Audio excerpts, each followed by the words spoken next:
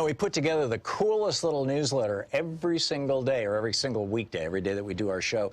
And Sue Nethercutt is the editor of it, and she does such a brilliant job with this thing. It's absolutely free, by the way.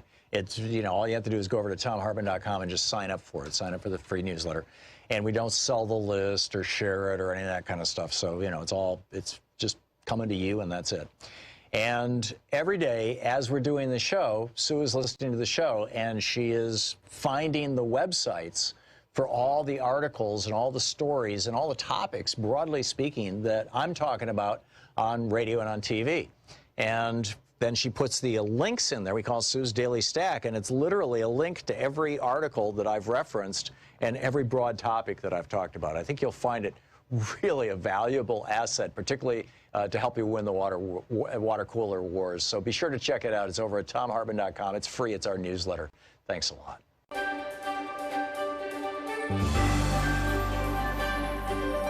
Our book today in the Thom Hartmann Book Club is Treason and Betrayal, The Rise and Fall of Individual One by Kenneth Ford McCallion. This is from the prologue.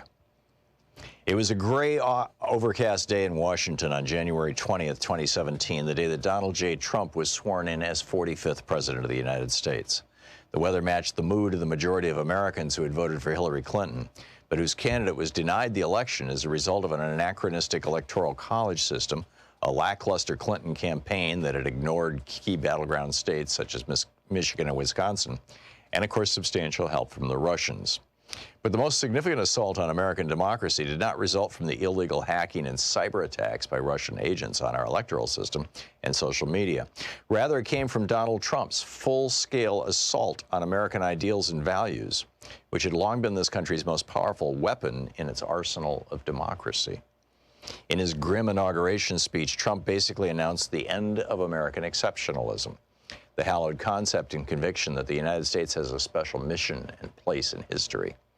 Instead of extolling the virtues of our democracy and calling upon its citizens to raise the torch of liberty in every corner of this country and around the world, Trump took the cynical view that the United States was no better or worse than Russia or any other authoritarian country, and that all our government should be doing is to put America first by concentrating on building our country's economic wealth over all other considerations, and by not worrying about other concerns such as human rights or even democratic rights and freedoms around the world.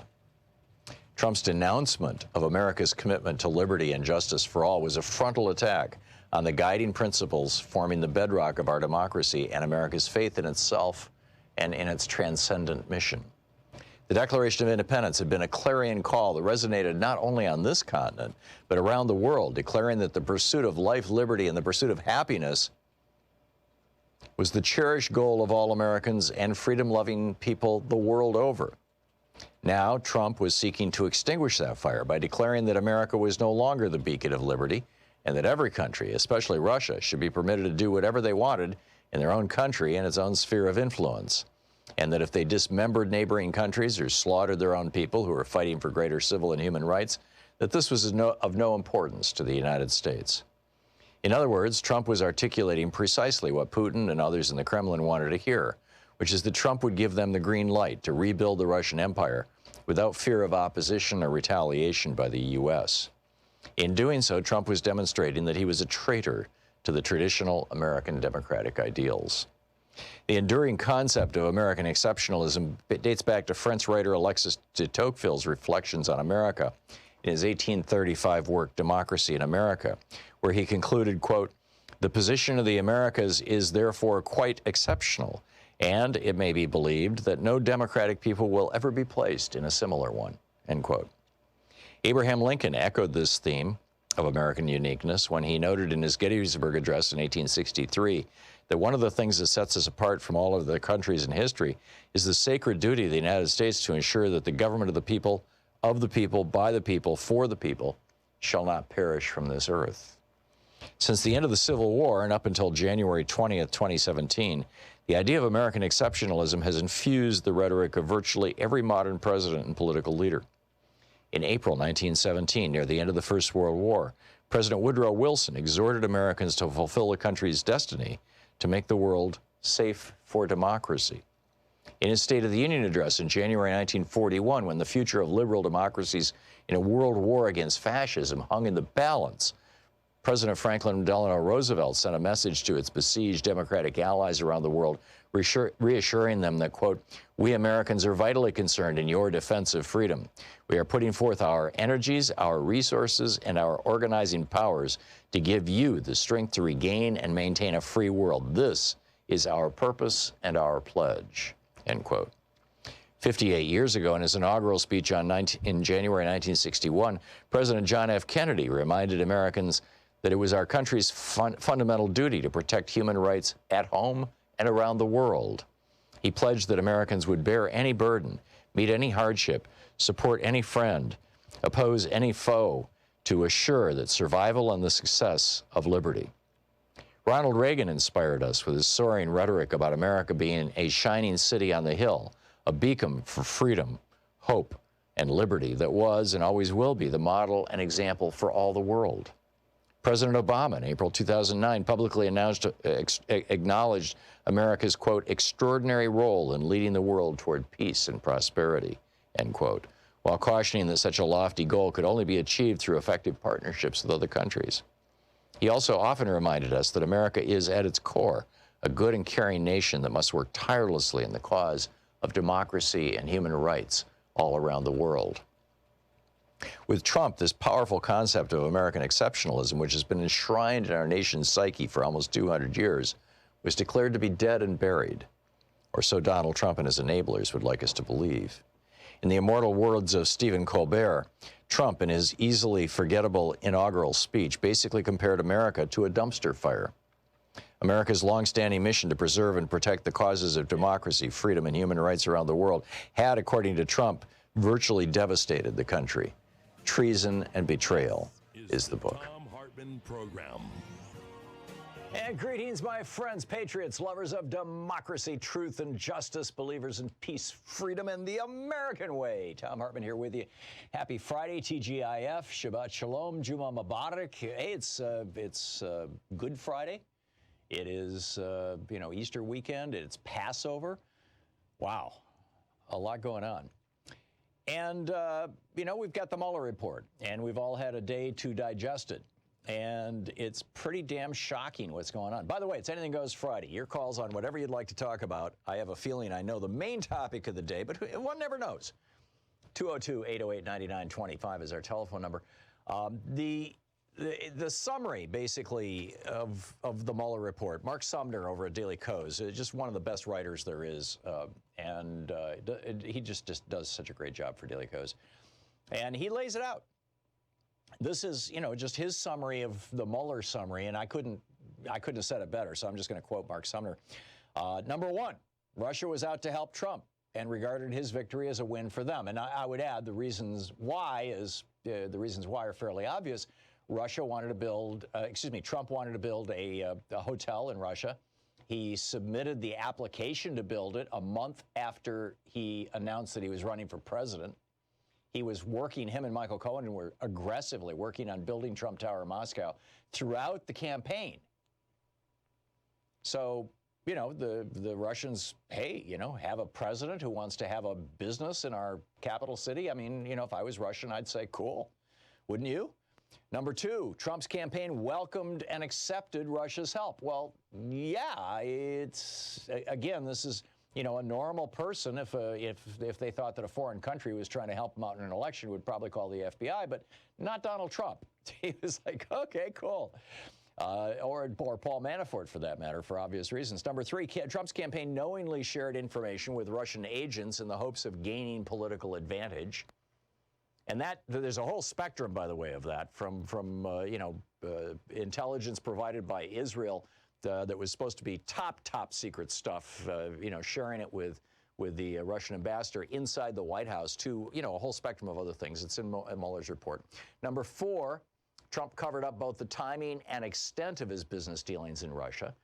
He was constantly lying to the American people about the fact that he actually was trying to build a Trump hotel in Moscow.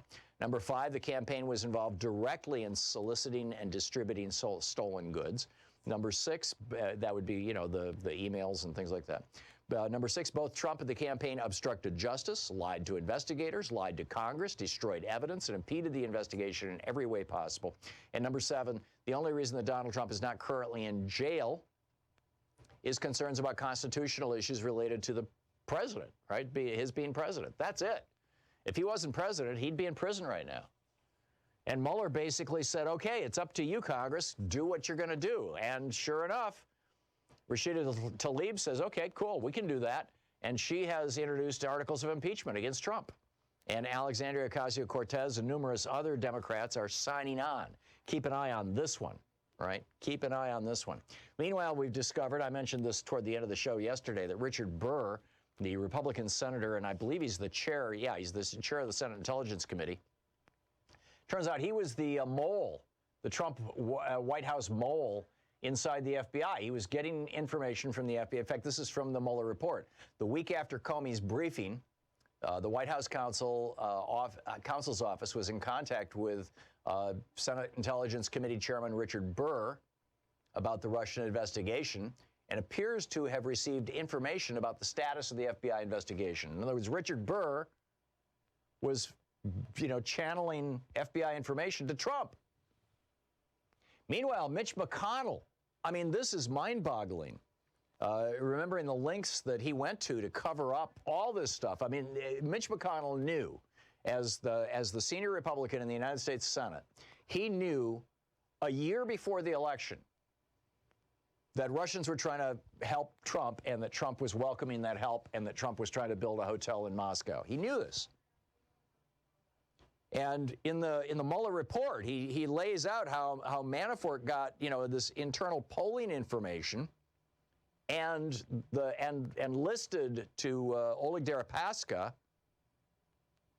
that we need a little help with the battleground states, right? Wisconsin, Minnesota, Michigan, and Pennsylvania. Well, who is Oleg Deripaska? Well, he's the guy that Chuck Schumer forced a vote in the Senate to maintain the sanctions against. He owns a steel company and an aluminum company. He's a Russian oligarch. And one of those companies is Rusal, this giant aluminum company. And guess what company is building a $200 million factory in Kentucky? Just announced it last week. Just in time, Mitch McConnell just this week announced that he's running for re-election. $200 million aluminum factory. It's going to mean a lot of jobs for Kentucky, right? Who's that going to help? Mitch McConnell. And what company announced that? Rusal, owned by Ukrainian-born billionaire Len Blavatnik, who donated it's in part owned by Oleg Deripaska and his partner. It's co-owned by this Ukrainian-born billionaire Len Blavatnik, who donated $2.5 million to McConnell's GOP Senate Leadership Fund through two of his holding companies during the 2016 campaign, and another $1 million in 2017. So Mitch McConnell is up to his eyeballs in this.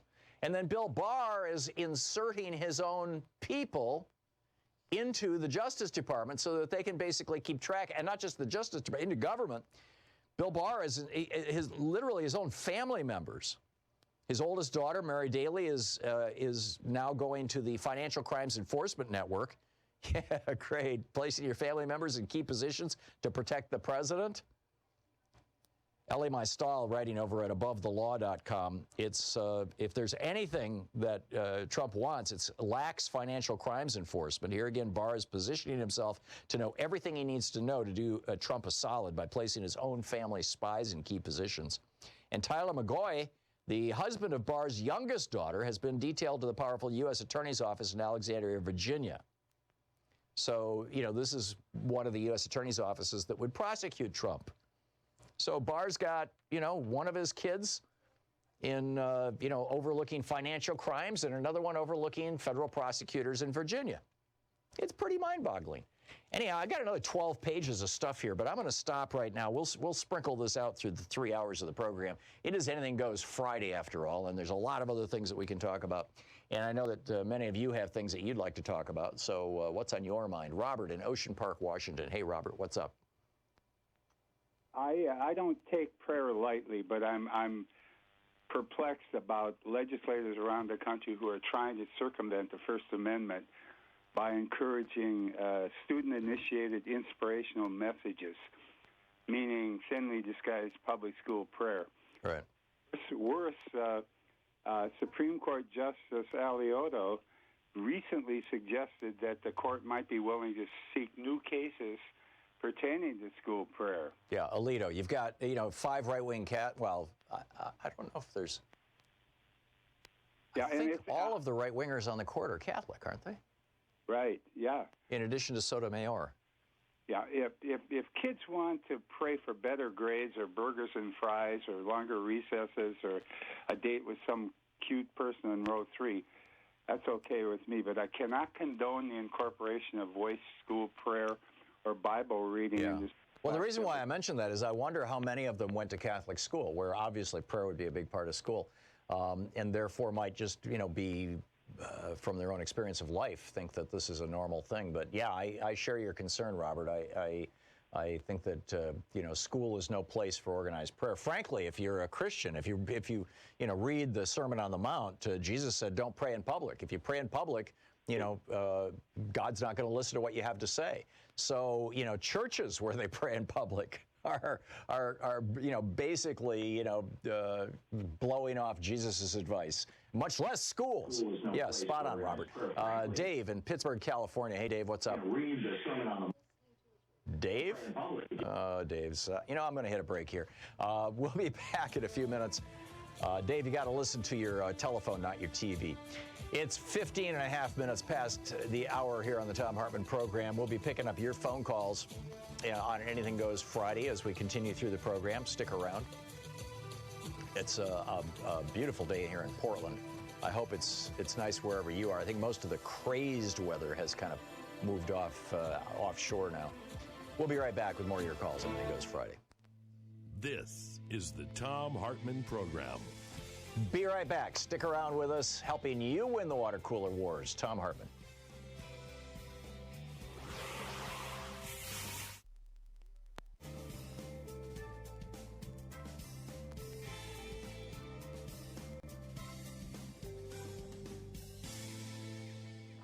And welcome back. Graham in Calumet, Washington. Hey, Graham, what's on your mind today?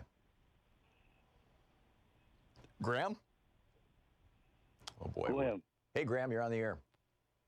Hey, thanks, Tom. I wondered what you thought of my newly hatched conspiracy theory. It's a big effort to save Don Jr. What it is they dragged Julian Assange out of England, bring him over here and charge him with a relatively minor charge, and then after he's convicted and put in prison, then they sort of have Barr close down the investigation and thereby save Don Jr. from anything. Yeah. What do you think? I don't know. I think that if Congress seriously goes after this, and it looks like they are, and I'm not talking about explicitly impeachment, although that may be a piece of it. I think if Congress seriously goes after this, what they're going to find, because so much of it is laid out in the Mueller report, is that Don Jr. was up to his eyeballs, and he wasn't all that bright. I mean, you read his correspondences with Hope Hicks, and it's really clear that she was smarter than Don Jr. I mean, this guy, it's like the apple didn't fall far from the tree.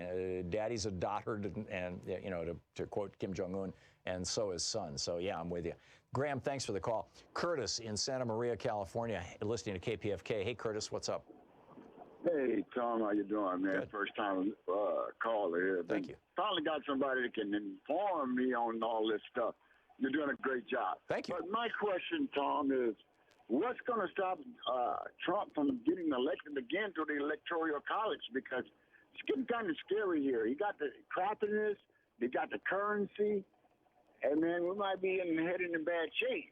So that's my question. I share your concerns, Curtis. We have 40 states out of the 50 that are using voting machines that not in every single case throughout the state, but you have 40 states where there are voting machines in use that are no longer even manufactured, right? The companies are no longer updating them. You've got, you've got 8 states, I believe it is, where the voting machines produce no paper, where there's no paper receipt, there's no paper trail, there's no paper record. And I think Georgia might be the only state where there literally is no paper anywhere at all. But, outside of provisional ballots, which don't get counted. Wow. So we are super vulnerable to a sophisticated hacking operation like could be launched by a foreign government intelligence service. And there's no shortage of foreign governments right now that are very, very much willing to do that kind. France, England, the United Kingdom, Norway, Germany, they would never hack into our voting machines as much as they may hate Trump. But North Korea, China, Russia, Turkey, the Philippines, I mean, there's competent programmers and hackers in all of those countries, and Trump has gone out of his way to make good buddies with the leaders of all of those countries. So, and we know that both Russia and China had penetrated our voting systems during the 2016 election. We don't know because, it's easy to do it without leaving any fingerprints. We don't know to what extent they might have altered the vote. Did they change the vote in Michigan, Wisconsin, and Pennsylvania just enough to give Trump that 20,000 vote margin in each one of those three states that he needed to win the Electoral College, as you point out, Curtis?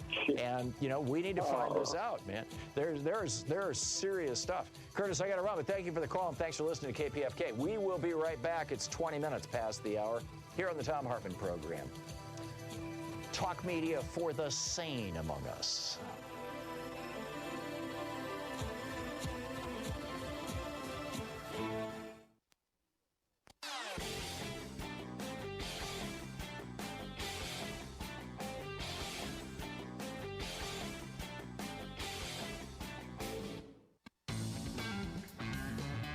And welcome back. Thom Hartmann here with you. There is somebody on YouTube. I think I liked it this morning. Who is tweeting out a video of Lindsey Graham, and I believe this is from January of 1999. So this was, January was 3 months ago. January of 99 was the January of the year before the next presidential election. So roughly the exact same time as now, within 3 months, 2.5 months of now, in the 2000 election year cycle, Lindsey Graham took to the floor of Congress to say this. So the point I'm trying to make is you don't even have to be convicted of a crime to lose your job in this constitutional republic if this body determines that your conduct as a public official is clearly out of bounds in your role. Because impeachment is not about punishment. Impeachment is about cleansing the office. We need to play that as often as possible. Robert in Grayslake, Illinois. Hey, Robert, thanks for listening to Chicago's Progressive Talk. What's up?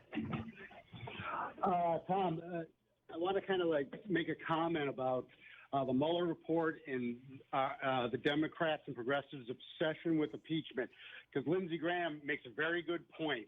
It is about cleansing the office. And with that said, we should learn what Republicans have mastered. They have a message that any Republican can echo very simply. It's about guns, freedom of religion, business freedom, free enterprise. Right. If Democrats seized on that sort of messaging and presented an offer to the American people, and then just used sort of this seedy Russian relationship, sort of a friendship with benefits, we'll win the election. And I'm saying that because I'm up in Lake County, Illinois, that has historically been very conservative. And my brother, when I talked to him, I was really surprised a few weeks ago. He said, I understand what the Republicans are doing, what they offer. He says, I don't understand what Democrats are about. And he was saying that kind of like reaching out. I would look for a better answer if I could only hear it. And this obsession with thinking you're gonna put Trump behind bars, it's like, forget it. Yeah. That's not what impeachment is about. That's not how we need to win the election. We need to have a message. It's Medicare for all, debt-free education. the whole the and bring back good jobs. AOC is no good. Yeah. Correct. Yeah, and bring, and do that by bringing back unions. And and I would add, break up the big corporations, but that's not that's too erudite. That's not going to fly. But yeah, I think that we need to boil it down to three simple things. And I think, frankly, the Progressive Caucus has done a good job of that. Debt-free college, which is a fairly broad spectrum, by the way. That would range from absolutely free college to zero interest student loans to there's a very debt-free college, Medicare for all, or at least health care for all. And bring back good jobs. It's living wages, because anybody can grasp it. I talk to any Republican. I'm in a band, and I got a drummer who's very conservative, and I talk about crony capitalism and how the working people who produce everything are getting screwed. He immediately understands it. Oh yeah, 90% of all the jobs that have been created since 2009, 90% of all the jobs that have been created since 2009 are temporary jobs. Yeah, I mean, that's mind-boggling. We've got this incredibly low unemployment rate, but wages are not going up. Typically, if you look at the history of this country, or frankly any country, what you see is that when you get below 4 or even 5% unemployment rate, when you get that low, where it's relatively easy for people to find jobs or hang on to jobs that they have, then what starts happening is what's called wage inflation. People start demanding higher wages, or they start moving jobs to get higher wages, and that's not happening right now. It's literally the first time in the history of the United States that we've been in an economic expansion where unemployment's been below 5%, where wage inflation is not happening, and the reason why it's not happening is there's multiple pieces to it, but the main part of why it's not happening is that the majority of these new jobs that are actually not really jobs. They're part-time gig jobs, and those people are reporting themselves as employed, but they're not really employed. If you're driving Uber, you're not really employed. You're running your own little small business, but it's technically you're not employed. FedEx, they lease their employees. I mean, company after company. Apple only has 88,000 actual employees in the United States, but over 1 million people in the United States draw a paycheck that that you could say is from Apple. Company after company is doing this. They're basically hiring temp and part-time people. And when you combine that whole gig economy thing with the fact that we've gone from 2% of Americans having to sign non-compete agreements in 1980 to almost 45% of Americans signing non-compete agreements now. And in some sectors, it's in 80 and 90% now. What these non-compete agreements do is they prevent people from moving from job to job in order to get better pay. And they're most widely used. I mean, they used to use them to protect secrets. They were popular in high-tech industries. But now they're and by the way, they're illegal in California, which is one of the reasons the Silicon Valley once prospered. But now they're being used in the fast food industry. They're being used in minimum wage jobs that you can't, and the majority of people sign these non-compete agreements on their first day of work. They don't even know that it's going to be a condition of their employment. Sometimes they don't even realize what they're signing. They're just given like 20 sheets of paper. Oh, here's your health insurance. Here's your, just sign all this stuff. And the result of all these things, when you combine them, is that wages are not going up, and people know that. And so bringing back good jobs, bringing back good pay. And of course, the death of unions, a big piece of that too. But as you well know, I mean, it was your point, the explanation that I just gave is way too long for a bumper sticker. So it needs to come back to bring back good jobs. We'll be back. You're listening to the Thom Hartmann Program. Call 202-808-9925. Or more looking forward. I like the idea that any political slogan that says again is doomed. Looking forward, create good jobs.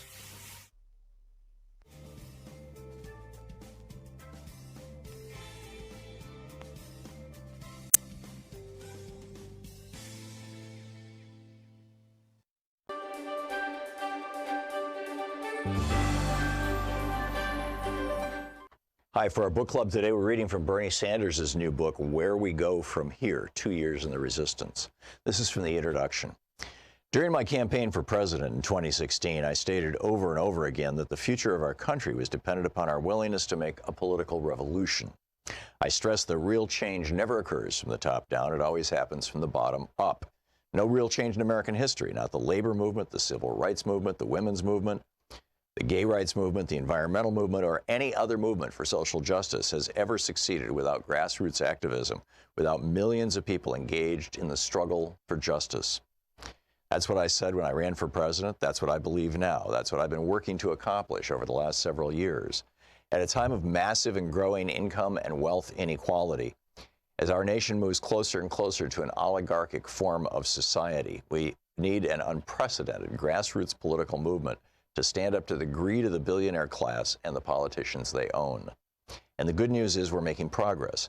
People in every region of our country are standing up and fighting back against the most dishonest and reactionary president in the history of the republic. In state after state, they're also taking on establishment politicians who are more concerned about protecting their wealthy campaign contributors than they are with the needs of the middle class and the working people they're supposed to represent. We're making progress when millions of people in every state in the country take to the streets for the Women's March in opposition to Trump's reactionary agenda. We're making progress when an unprecedented grassroots movement elects a young African American as mayor of Birmingham, Alabama. We're making progress when tens of thousands of Americans turn out at rallies and town hall meetings to successfully oppose the Republican effort to throw 32 million people off health insurance. We're making progress when governors and local officials announce in response to student demands tuition-free public colleges and universities. We're making progress when over the past 2 years, hundreds of first-time candidates of every conceivable background run for school board, city council, state legislature, and Congress, and many of them win. The good news is that the American people are far more united than the media would like us to believe. They get it. They know that over the past 40 years, despite a huge increase in worker productivity, the middle class has continued to shrink while the very rich have become very much richer. They know that for the first time in the modern history of the United States, our kids will likely have a lower living standard than us. The bad news is that instead of going forward together, demagogues like Trump win elections by dividing us. The bad news is that too many of us are getting angry at the wrong people. I was not an immigrant picking strawberries it was not an immigrant picking strawberries at $8 an hour who destroyed the economy in 2008. It was the greed and illegal behavior of Wall Street. It was not transgender people who threw millions of workers out on the street as factories were shut down all across the country. It was profitable multinational corporations in search of cheap labor abroad. Our job, for the sake of our kids and grandchildren, is to bring our people together around a progressive agenda. Are the majority of people in our country deeply concerned about the grotesque level of income and wealth inequality that we are experiencing? You bet they are. Do they believe that our campaign finance system is corrupt and enables the rich to buy elections? Overwhelmingly, they do. Do they want to raise the minimum wage to a living wage and provide pay equity for women? Yes, they do.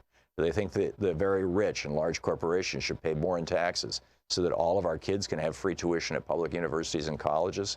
Yep. Do they believe that the United States should join every other major country and guarantee health care as a right? Yes, again. Do they believe climate change is real? You got to be kidding. Are they tired of the United States of America, the wealthiest country in the history of the world, falling apart at the seams with roads, bridges, water systems, wastewater plants, airports, rails, levees, and dams either failing or at risk of failing? Who isn't? Further, a majority of the American people want comprehensive immigration reform and a criminal justice system that is based on justice, not racism or mass incarceration. Today, what the American people want is not what they're getting.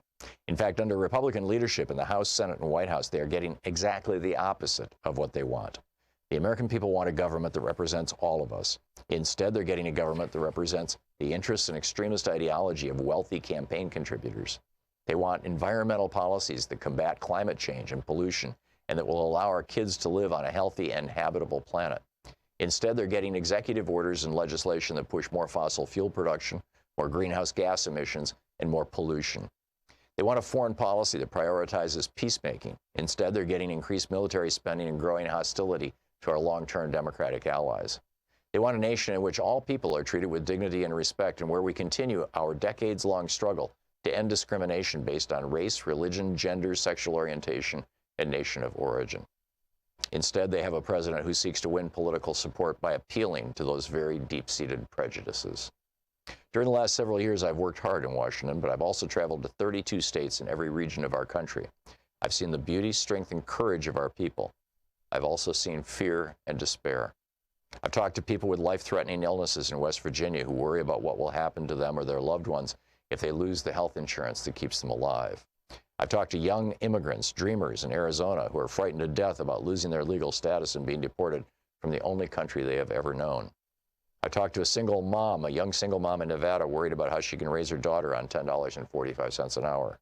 I talked to retirees and older workers in Kansas who are outraged that as a result of congressional legislation, they could lose up to 60% of the pensions they paid into and were promised as deferred compensation for a lifetime of hard work. Bernie Sanders, where we go from here. Want to connect with the show online? You can find the Thom Hartmann Program on Facebook, Twitter, and Instagram.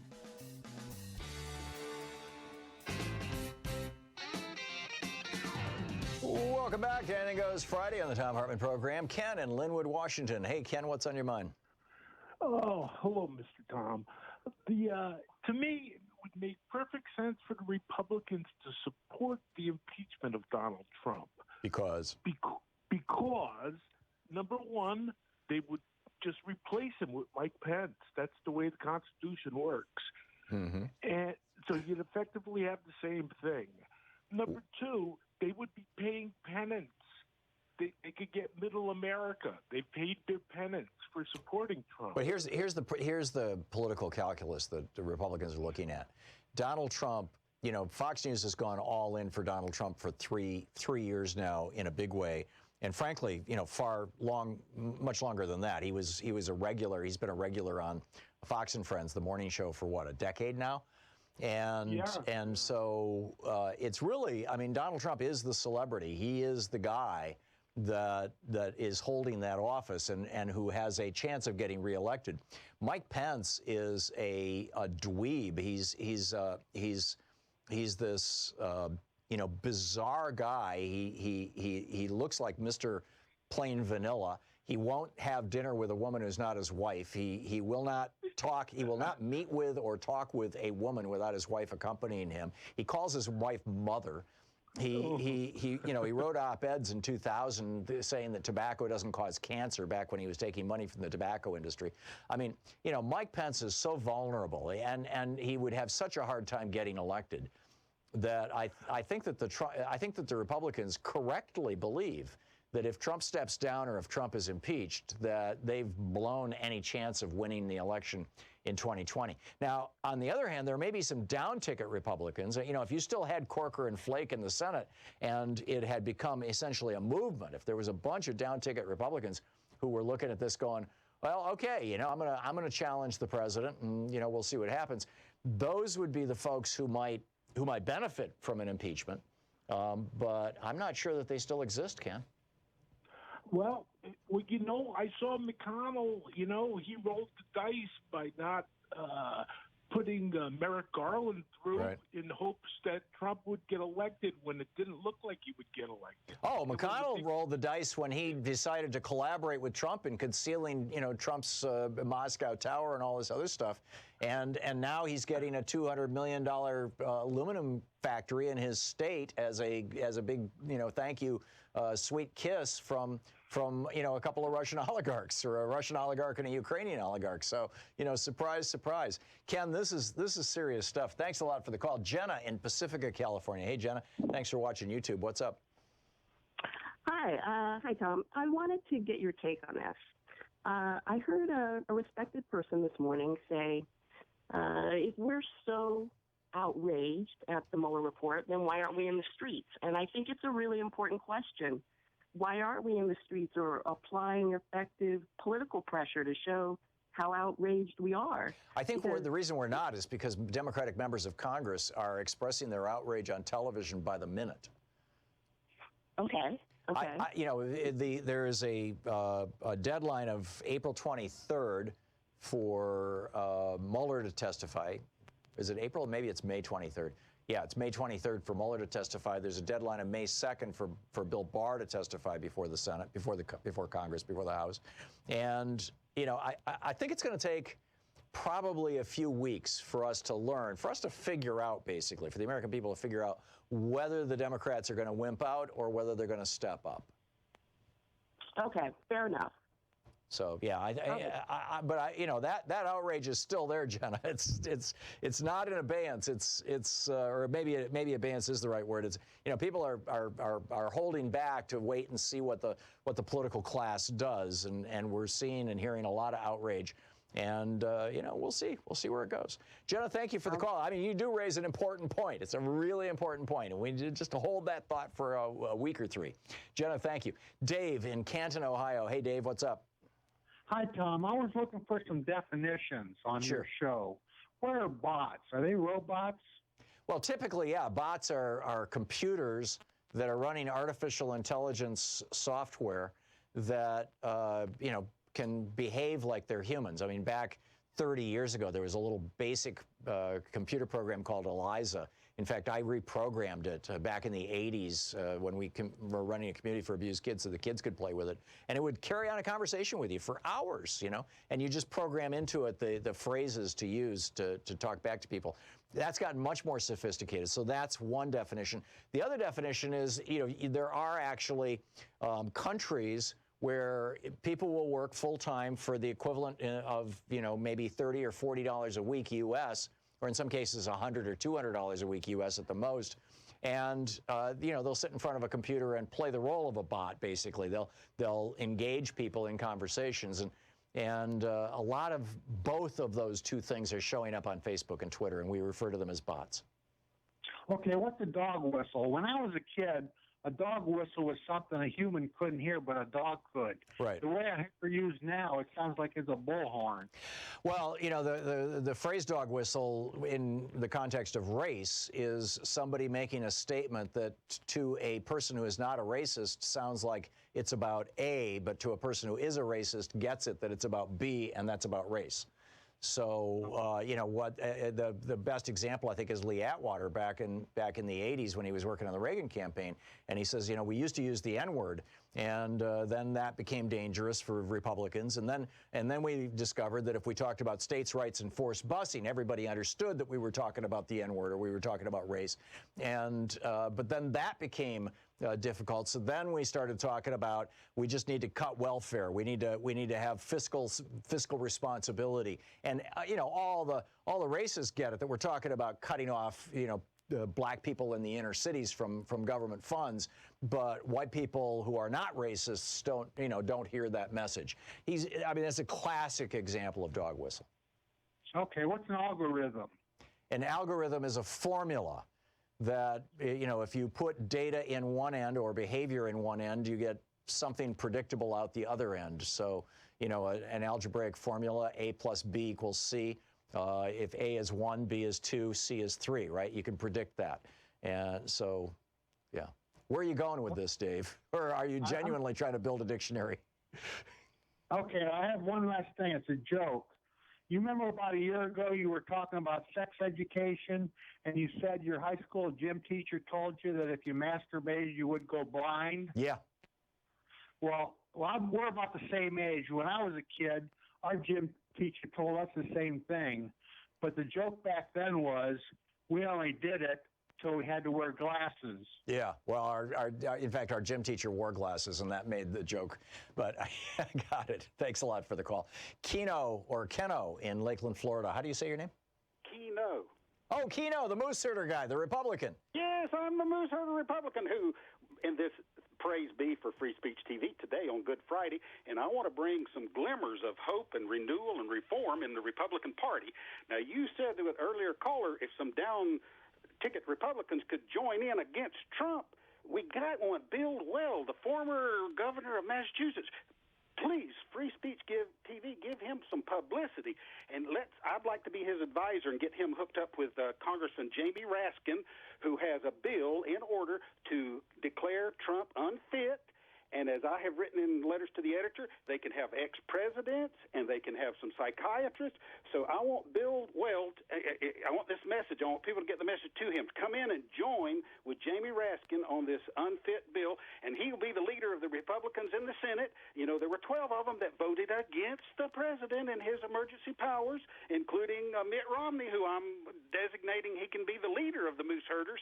So I want Bill Weld to come in and work with Jamie Raskin and get rid of Trump, retire Uncle Donnie, and then have to put a bit in the mouth of Mike Pence to control him so he won't be a runaway horse, but it can be done. So there is glimmers of hope, of renewal, and reform in the Republican Party. Any reaction, Tom? Sure. Keno, I would love to see Bill Weld replace Donald Trump at the top of the Republican ticket in 2020. You realize that Bill Weld ran as a libertarian in the last election. His platform, what Bill Weld believes, is that Social Security should be turned over to the banks and Wall Street. Medicare and Medicaid should be shut down or turned over to United Healthcare or one of the other big insurance companies. That there should be no food stamps, there should be no subsidies for any kind of public transportation, that the air traffic control system should be privatized, that the drug manufacturers should be able to do whatever they. I mean, he's a libertarian. That's why I would love to see him run as a Republican, because it would expose, this takeover of the Republican Party that's happened. This is not Dwight Eisenhower's Republican Party. This is not my dad's Republican Party. And Keno, I think you're trying to turn it back into my dad's Republican Party. And you got a hell of a climb.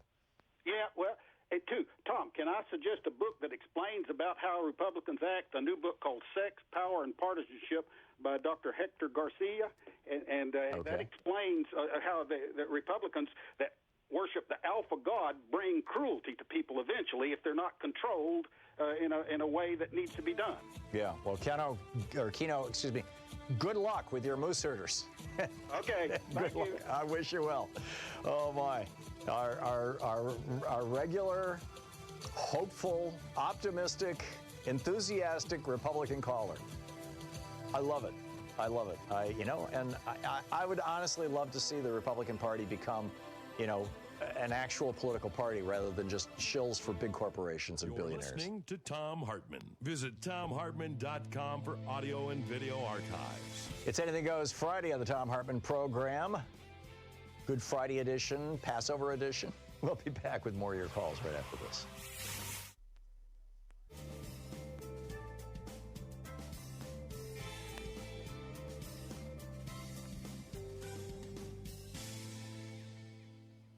And welcome back. Mike, watching Free Speech TV in Marshfield, Wisconsin. Hey, Mike, what's on your mind?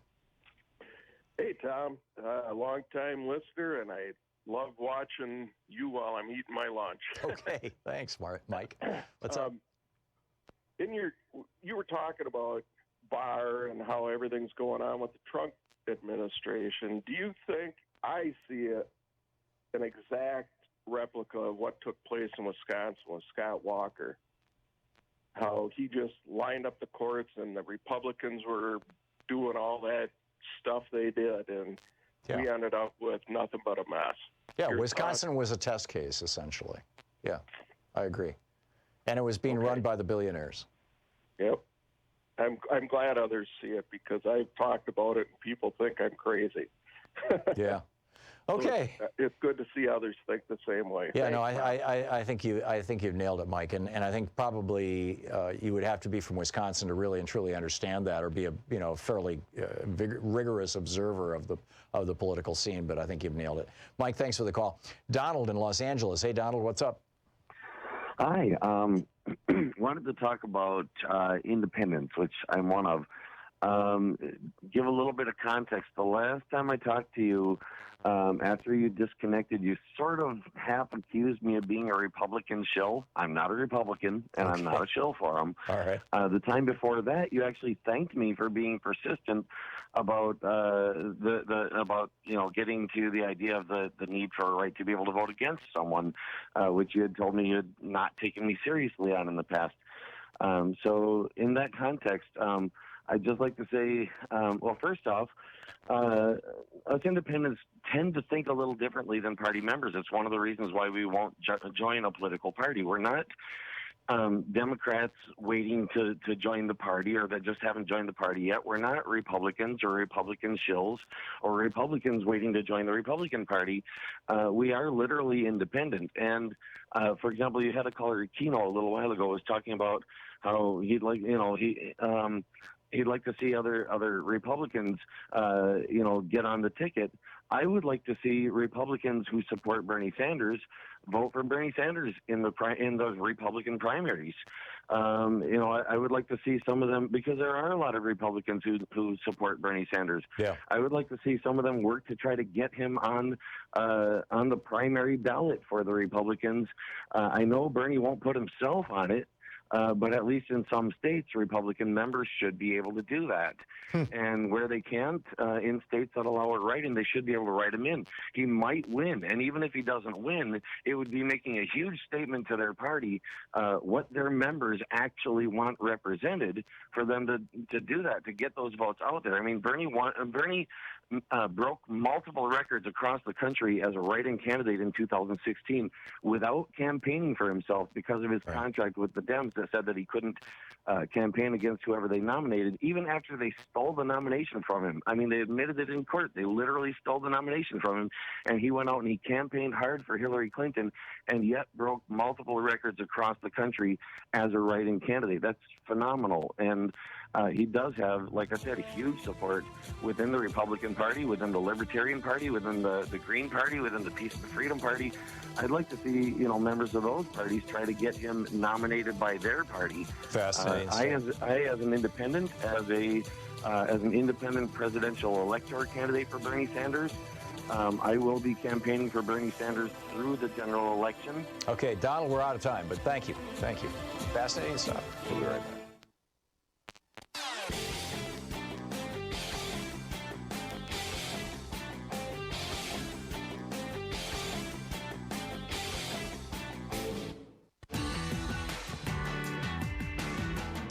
Welcome back. Thom Hartmann here with you. And John in McKees Rocks, Pennsylvania. It says here you want to disagree with me. What's up? Yes, Tom. I mean, I used to listen to you up until a time, a few months, actually last year. You used to talk about how Trump won the election was to interstate cross-check and also gerrymandering. You even had an investigation. I still think those two things played a large role in his win.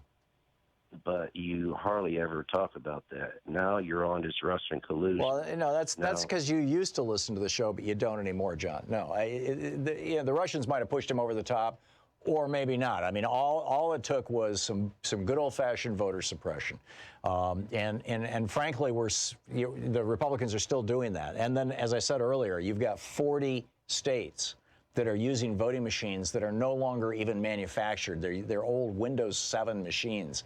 And in many cases, these things are connected to the internet, or at least the tabulators are, which is where you would go to really mess with an election. There are all kinds of things that you could combine that took Trump into the White House, with or without the Russians. Nancy in Oregon, Illinois. Hey, Nancy, what's on your mind?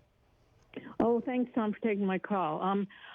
There's no one who wants Trump out of the office more than I do. And we must cleanse the office, as you said earlier. But if he's impeached, what do we do about Pence becoming president? I believe Trump should pay for his crimes, but if Pence becomes president, Trump will be pardoned. Yeah, in all probability. And there's nothing that we can do about it, frankly. And this is, I mean, Jerry Ford set a terrible precedent for this country, and it has been followed by every president since. The Republicans have pardoned the crimes of their predecessors, and the Democrats have overlooked the crimes of their predecessors.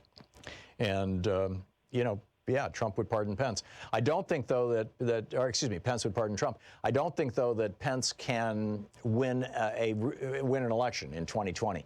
Now, maybe his, smarmy, sanctimonious, oh, my, I would never think of wanting to, give the death penalty to women who get aborted, that kind of stuff,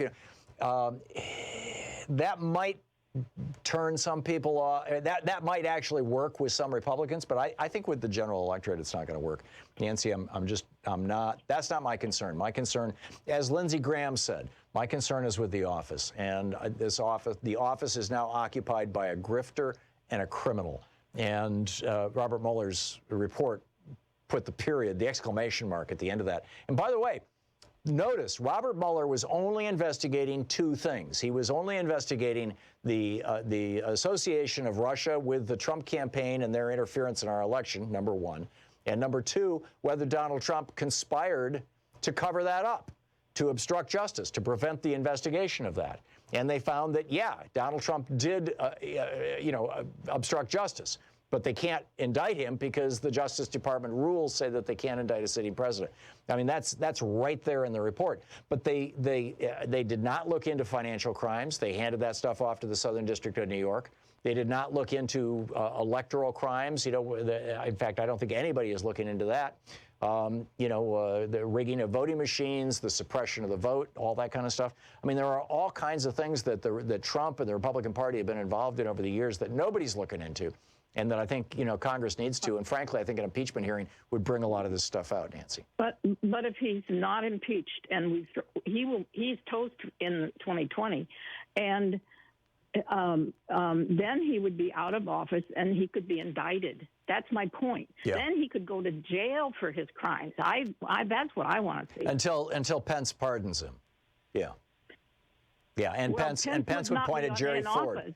Yeah, but Pence would 2020, Pence would not be. Pence could not possibly win, or Trump either in 2020. I think that's likely, Nancy. But he can pardon him in his last day of office. That's when Bill Clinton wanted to pardon that Mark Rich, I think his name was, the wealthy financier who was a big Clinton supporter. He did it the day before he left office, as I recall. And that's not uncommon, by the way. Typically, there's a couple hundred pardons on the last day in office, and then it takes us weeks to figure out who it all was. But, Nancy, these are all concerns that the American people, that we're all going to have to sort out. Excellent issue, though. Thank you for raising it. Michelle in Kansas City, Missouri. Hey, Michelle, what's up? Hey, Tom, I'm not going to talk about the Mueller report. I have to do that at the bar tonight. I think you just did. Okay, Michelle, sorry. I want to remind everybody tonight is Earth Night. Tomorrow is Earth Day. And I want to brag about my city. Kansas City, Missouri has partnered with KCP&L, or Kansas City Power and Light, to build a windmill farm specifically just to power all the city buildings in Kansas City, Missouri. So I want to give a brag out to us. Okay, isn't Earth Day Monday?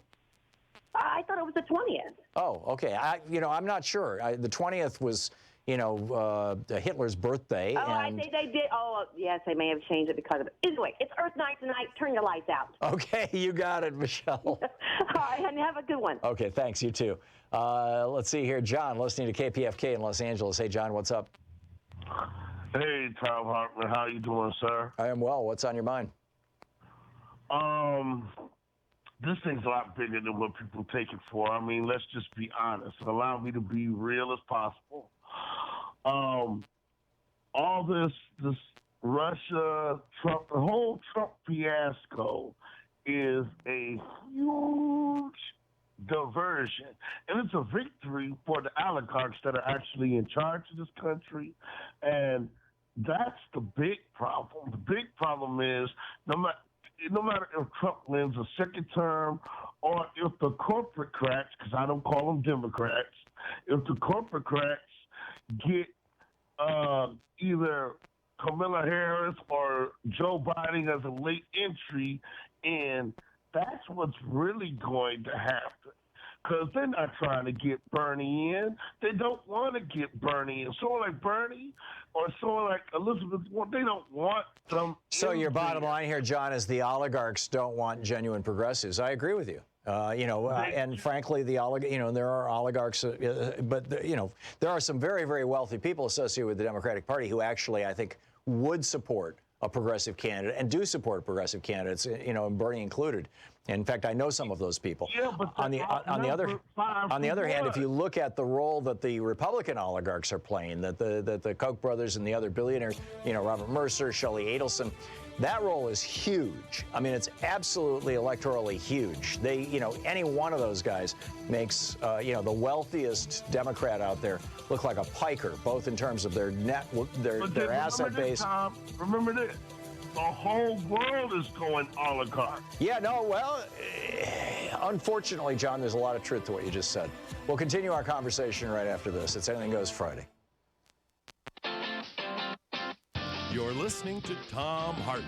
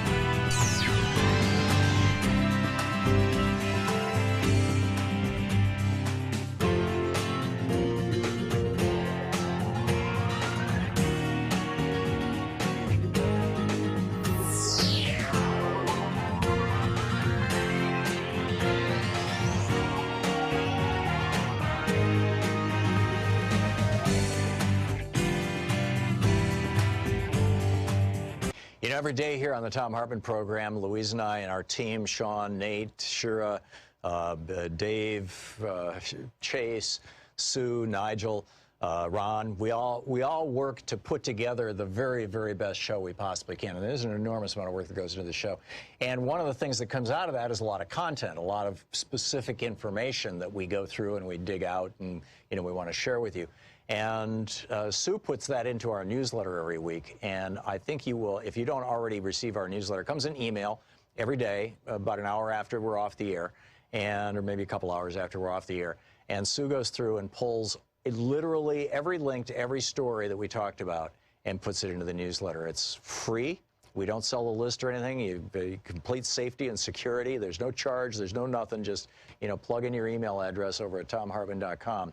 And you get signed up for the newsletter. It's all fairly obvious. You'll see it on the website. So check it out, thomhartmann.com. Thank you.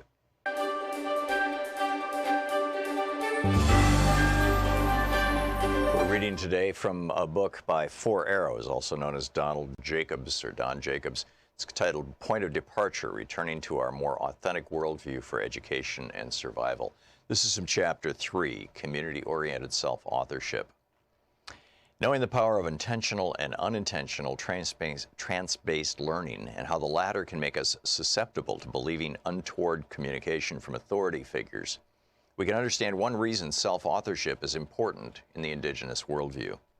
When we are in control of our thinking and trust our intuitive insights, our natural trance awareness helps prevent misdirection from external influences. It gives us the authority for what we can then instill in our minds to achieve. If someone such as a trusted shaman or psychologist has, certain skills at hypnosis, we might tentatively authorize him or her to help us form the most effective images, but we do so with full awareness. More important than avoiding negative influence from perceived authority figures, however, is the self-authorship via indigenous worldview that gives high degrees of individual autonomy to people while at the same time assuring that people use their freedoms to help their communities. In the indigenous worldview, the highest authority for all decisions comes from one's personal, honest reflection on lived experience with the understanding that everything is related.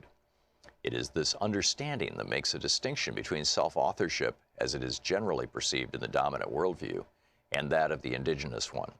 Self-authorship is always ultimately in the service of the greater good in the latter. Self-authorship in indigenous ways of thinking comes from knowing that the highest experience for decisions comes from honest reflection on lived experience in light of realizing that everything is related in life, and this interconnectedness must be a part of all decisions. Michael Anthony Hart gets to these ideas about inner authority coming from such reflection. Through inward exploration, tapping into creative forces that run through all life, individuals come to subjectively experience a sense of wholeness. This exploration is an experience in context, where the context is the self in connection with happenings, and the findings from such experience is knowledge. Happenings may be facilitated through rituals or ceremonies that incorporate dreaming, visioning, meditation, and prayer. The findings from such experiences are encoded in community praxis as a way of synthesizing knowledge derived from introspection. Hence, indigenous peoples' cultures recognize and affirm the spiritual through practical applications of inner space. Such a holistic understanding of accessing, trusting, and exercising our inner authority is the source of the creativity and knowledge synthesis we need for addressing our global problems. While Ehrman refers to this inner authority with the Cree term mamatawisin, which is the capacity to tap the creative life forces of the inner space by the use of all the faculties that consume our being, it is to exercise inwardness. This understanding is missing from our dominant worldview, where objective-based outward exploration is sought for guidance rather than introspective knowledge development. Dependence on external authority is the rule in spite of the call to question authority that has always resonated on the fringes.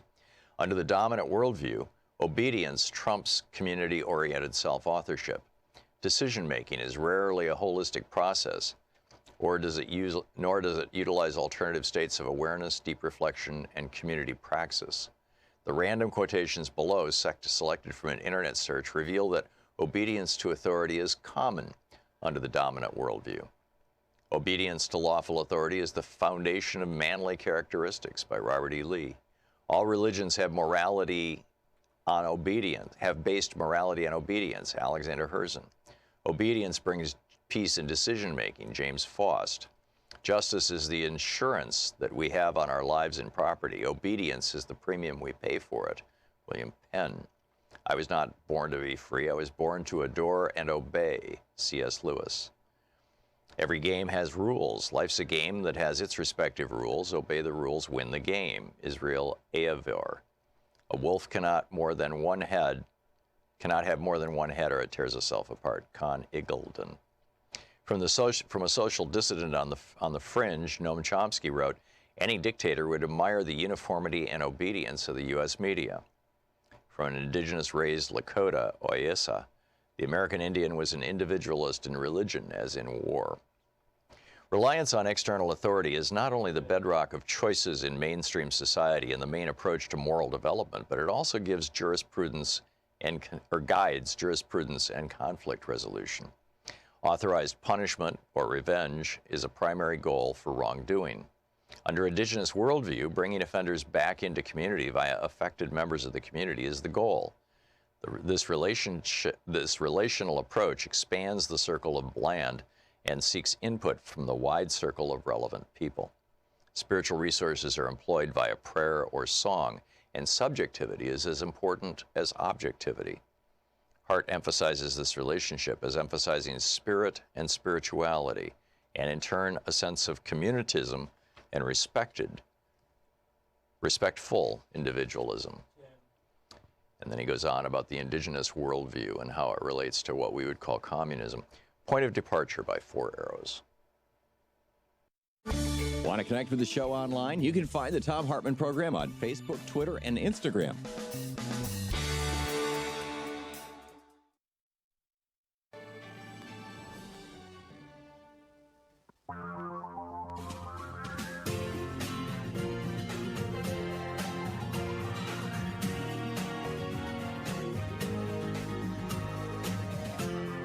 This is the Thom Hartmann Program. Welcome back. Thom Hartmann here with you. The things that were deleted. By the way, it's Anything Goes Friday. We'll be picking up your calls on pretty much anything. But let me just rant a little bit here, and then we'll segue into it. The ways that Bill Barr lied to us, he completely failed to mention, shall we say, that Donald Trump's campaign was expecting to benefit from Russian interference in the campaign.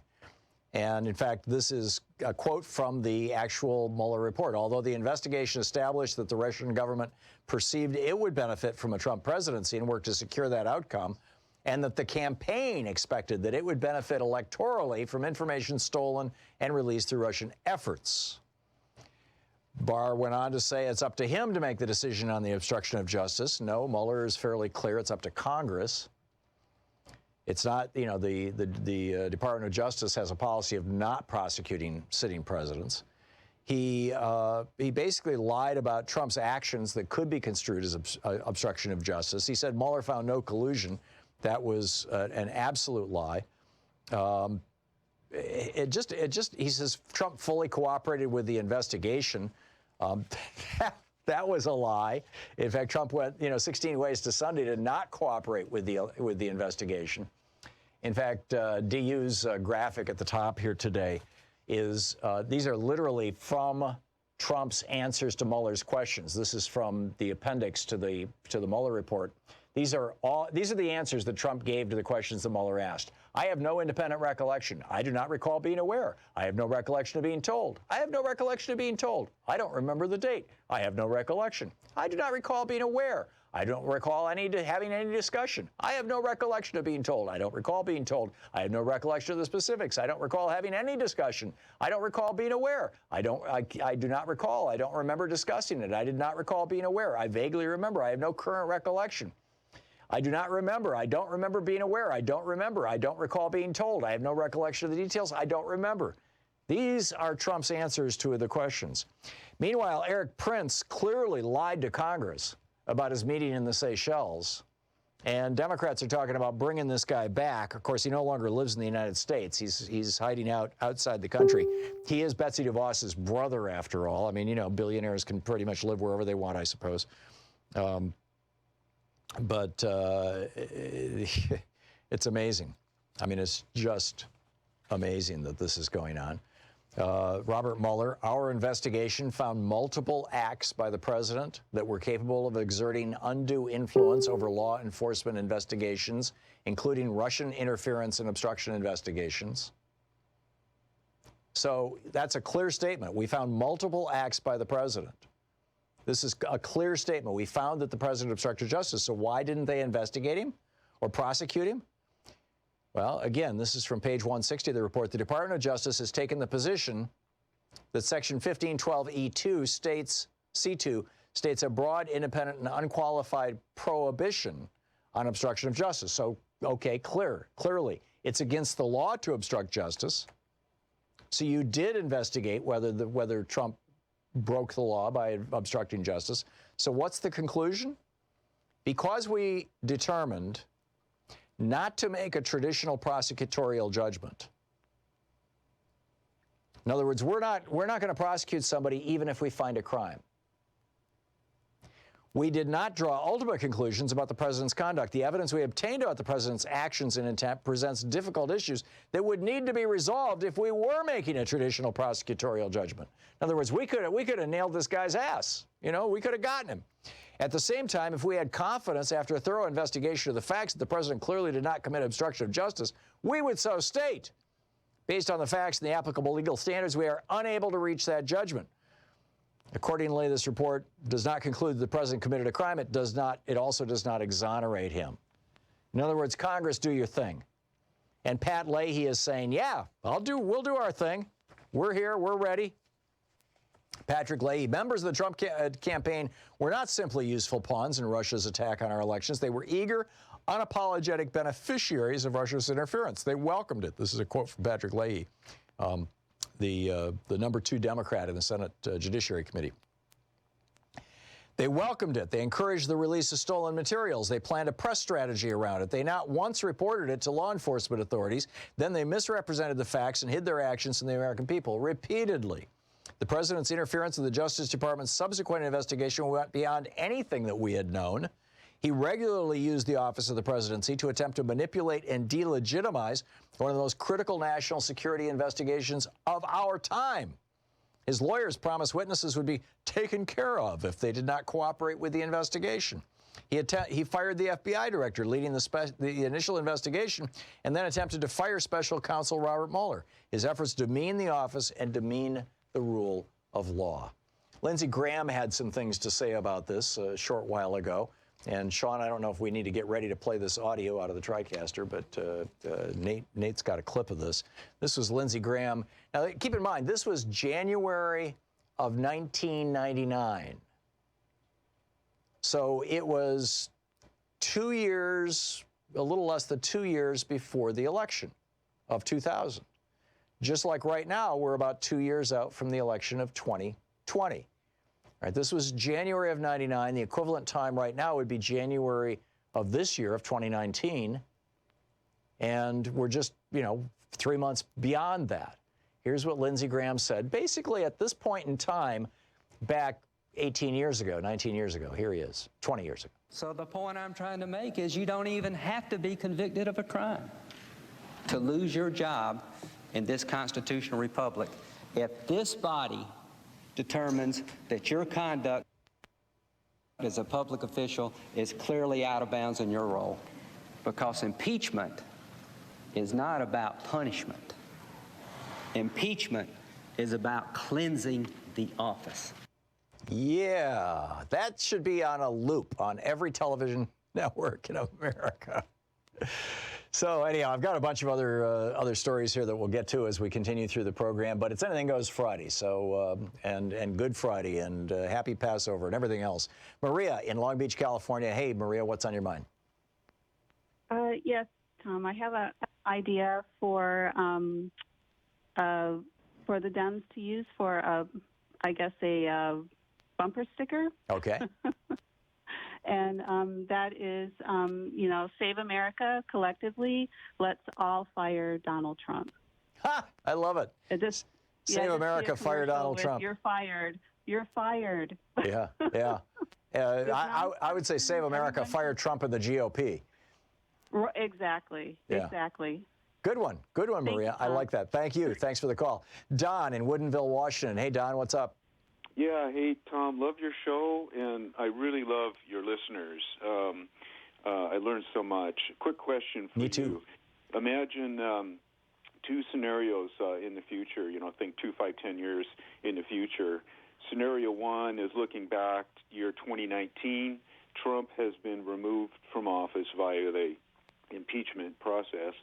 Or looking back to year 2020, Trump has been voted out of office by we the people of the United States. Which would be better for our country, do you think? Which might send a better message to the rest of the world? And if you're like me, I would vote for number 2. Mm-hmm. And in that case, we need to get on with the business of winning this election and not get distracted by all these various things that we're hearing about. I'd love your opinion on that. I believe we can walk and chew gum at the same time, Don. I think that an impeachment inquiry in the House shifts the Article 2 branch of government, Congress, out of Article 2 mode, that is lawmaking mode, and into Article 3 mode. It literally is creating a judiciary on the fly in the House of Representatives. When the Judiciary Committee convenes an impeachment hearing, they are acting as a jury essentially, and the prosecutors come before them, and as such, they have access to information that Congress normally would not have access to, and they have the ability to subpoena witnesses that Congress normally would not be able to subpoena. So I think that an impeachment inquiry, as Rashida Tlaib is calling for, and Alexandria Ocasio-Cortez has said that she's signing on to, along with other Democrats, other members of Congress, I think an impeachment inquiry, which would also encompass Bill Barr, and I think, frankly, should also encompass Mike Pence. What did Mike Pence do when he was on the transition team, and he was working with these guys, Manafort and Flynn, who were clearly breaking the law. So, I think that that's a starting point. But I also agree with you, Don, that we need to do absolutely everything that we can to win the next election, and not just at the federal level. It needs to be all the way down to the county, to the dog catcher. You want to say something, Don, real quick? Voters from the last election is absolutely critical to get them to vote. Yeah. The data shows that they will tend to vote Democratic. Yep, amen. It's all about turnout. Thank you. Thanks a lot, Don. We'll be right back. This is the Thom Hartmann Program. I think one of the most interesting things in the Mueller report is that he called out Sarah Sanders for lying about the FBI. That was breathtaking.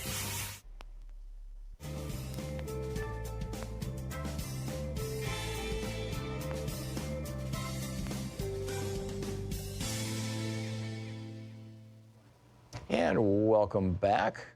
Edward in Birmingham, Alabama. Hey, Edward, thanks for watching us on YouTube. What's on your mind today? Hey, Tom, long-time watcher. I think this is the first time I ever got through to you. Very good morning to you. Thank you. God bless you for everything that you do. Thank you.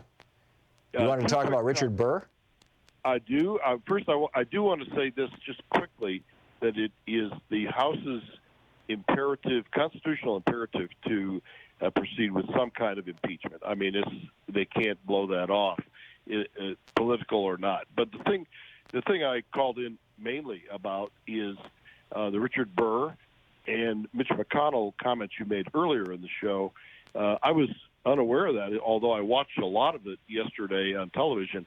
But I think somebody in the Senate, some of our good, like Leahy or Bernie Sanders, somebody ought to introduce something to censor those guys, or to launch an investigation, or at least mention that on the Senate floor. I'm interested to hear what you have to say about that, because, this is a deep, deep problem that pervades not not only the Trump administration, but his helpers along the way. What do you think about that, Tom? I think censure is appropriate. I think that a censure resolution should be brought forward. I believe it has to originate in the committee that oversees the behavior of members of the Senate. I'm sorry, I don't remember the name of that committee, but there is one. It's kind of like in the House, it's called the House Ethics Committee. It may well be the Senate Ethics Committee. I'm just not sure. But that's where it has to originate. There have to be a bunch of people in the Senate right now who are looking at Richard Burr going, "You did what?" And this has got to be a major topic of conversation in the Senate dining room. Yeah, if I may interrupt and just go say, for it. Somehow this needs to get out in the mainstream media too. I mean, thank God for people like you, others, but that's not even being talked about at all. Yeah, I know. There's a bunch of stuff in this report that are not being a bunch of things that in this report that are not being talked about at all, and I think it's unfortunate. I think it's a disservice to our country. The Media Matters just published this thing. This is pretty amazing.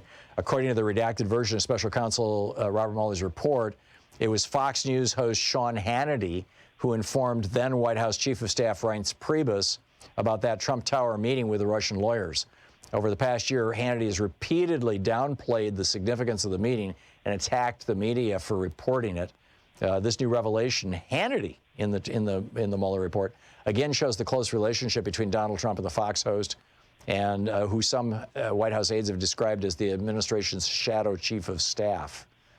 It's pretty amazing. I mean, it's not just Richard Burr. It's like, the corrupt associations with Trump and the Trump crime family and the Republican Party are broad and widespread and deep.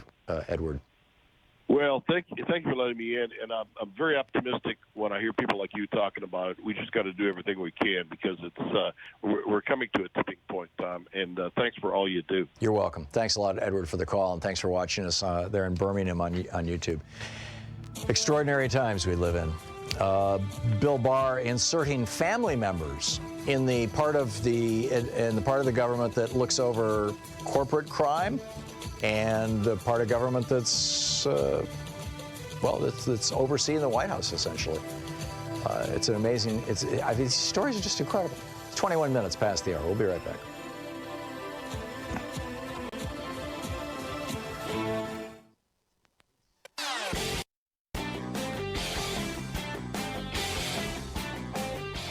We put together the coolest little newsletter every single day, or every single weekday, every day that we do our show. And Sue Nethercutt is the editor of it, and she does such a brilliant job with this thing. It's absolutely free, by the way. It's, all you have to do is go over to thomhartmann.com and just sign up for it. Sign up for the free newsletter. And we don't sell the list or share it or any of that kind of stuff. So, it's just coming to you, and that's it. And every day, as we're doing the show, Sue is listening to the show, and she is finding the websites for all the articles and all the stories and all the topics, broadly speaking, that I'm talking about on radio and on TV. And then she puts the links in there. We call it Sue's Daily Stack, and it's literally a link to every article that I've referenced and every broad topic that I've talked about. I think you'll find it really a valuable asset, particularly to help you win the water cooler wars. So be sure to check it out. It's over at thomhartmann.com. It's free. It's our newsletter. Thanks a lot. Want to connect with the show online? You can find the Thom Hartmann Program on Facebook, Twitter, and Instagram.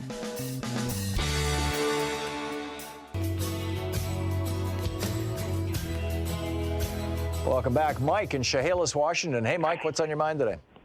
Well, Tom, I want to get back to the impeachment thing. Again, Nancy Pelosi, Steny Hoyer, Nadler saying not to impeach. Well, hang on just a second. Nancy has not, to the best of my knowledge, in the last 24 hours said anything about this. Steny Hoyer did, and was it yesterday afternoon or early this morning, he came out and said, no, we shouldn't impeach. That's crazy. And who was the third person you mentioned? Well, yeah, Nadler. Oh, Nadler. What Nadler is saying is, Nadler is, and he's the guy who would begin the impeachment hearings. He's basically saying, let's just get a little more information.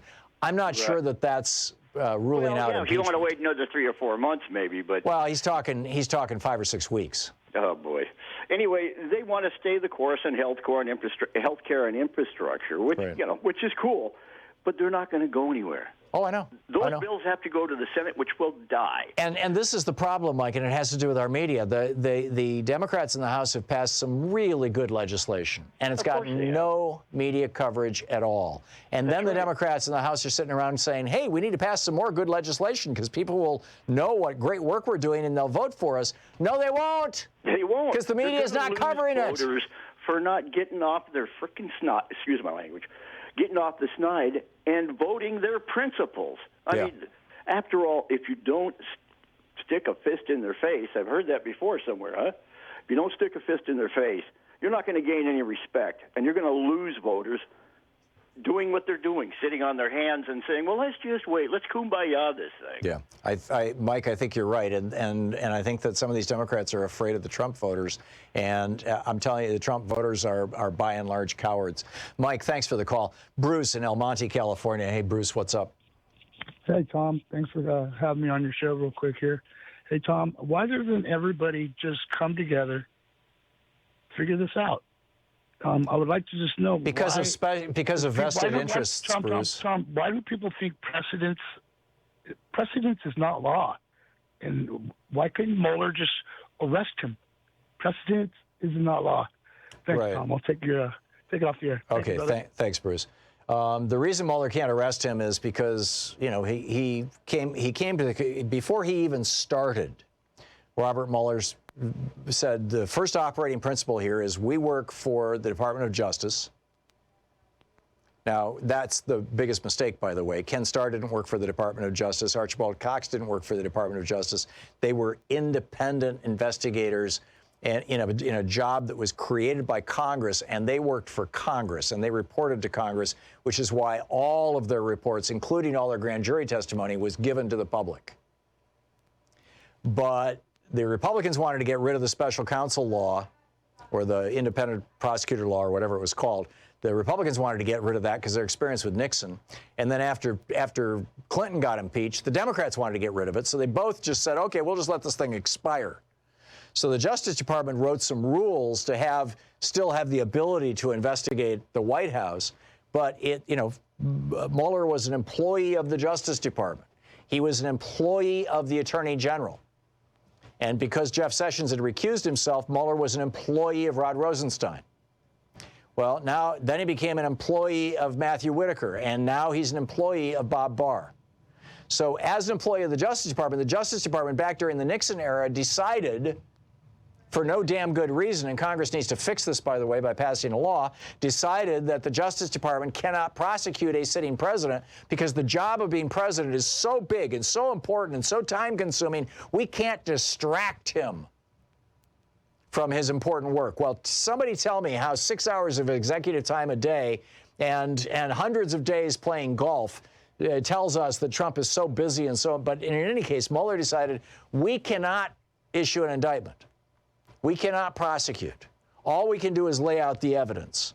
Because under the rules, the only group right now that can actually indict Donald Trump is the House Judiciary Committee in a process called impeachment. Now, Mueller doesn't say that in his document.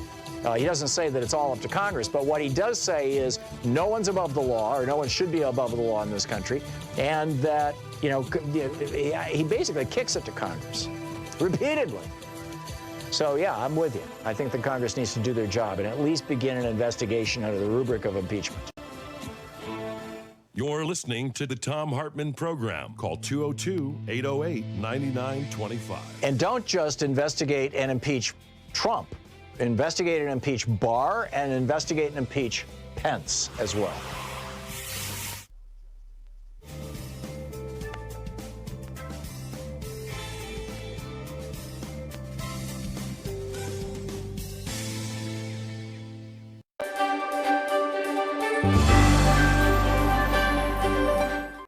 We're reading today from William Scherer's classic History of the Third Reich, The Rise and Fall of the Third Reich.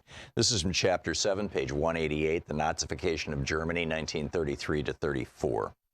The theory which Hitler had evolved in his vagabond days in Vienna and never forgotten, that the way to power for a revolutionary movement was to ally itself with some of the powerful institutions in the state, had now worked out in practice pretty much as he had calculated.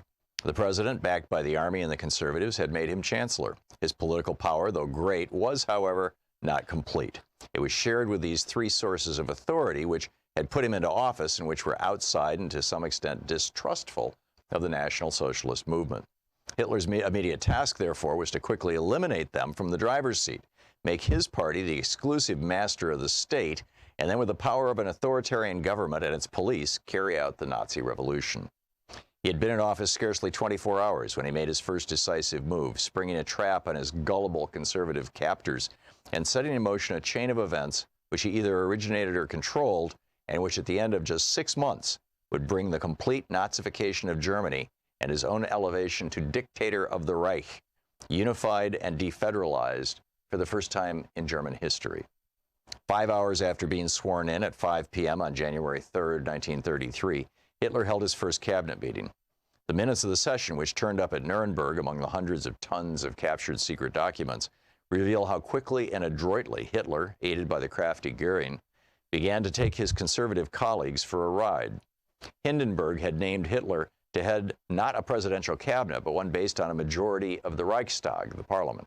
However, the Nazis and the Nationalists, the only two parties represented in the government, had only 247 seats out of 538 in parliament and thus lacked a majority. To attain it, they needed the backing of the Center Party with its 70 seats.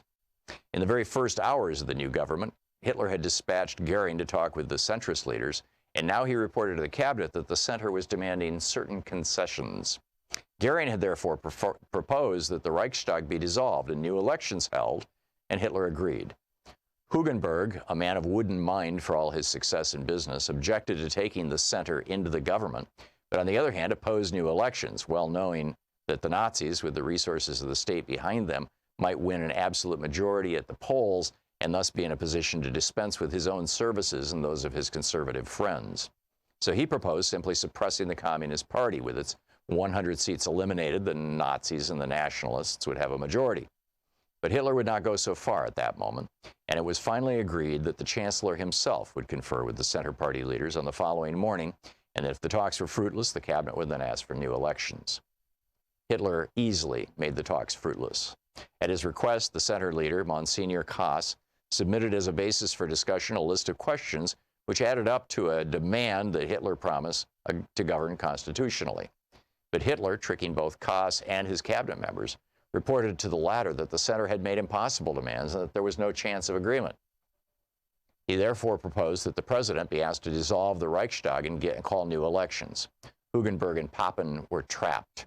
After a solemn assurance that the Nazi leader that the cabinet would remain unchanged, however, the elections turned out, they agreed to go along with him. New elections were set for March 5th. For the first time in the last relatively free election Germany was to have, the Nazi Party would now employ all the vast resources of the government to win votes. Goebbels was jubilant. Now it will be easy, he wrote in his diary on February 3rd, to carry on the fight, for we can call on all the resources of the state. Radio and press are at our disposal. We shall stage a masterpiece of propaganda, and this time, naturally, there is no lack of money. The big businessmen, pleased with the new government that was going to put the organized workers in their place and leave management to run its business as it wished, were asked to cough up.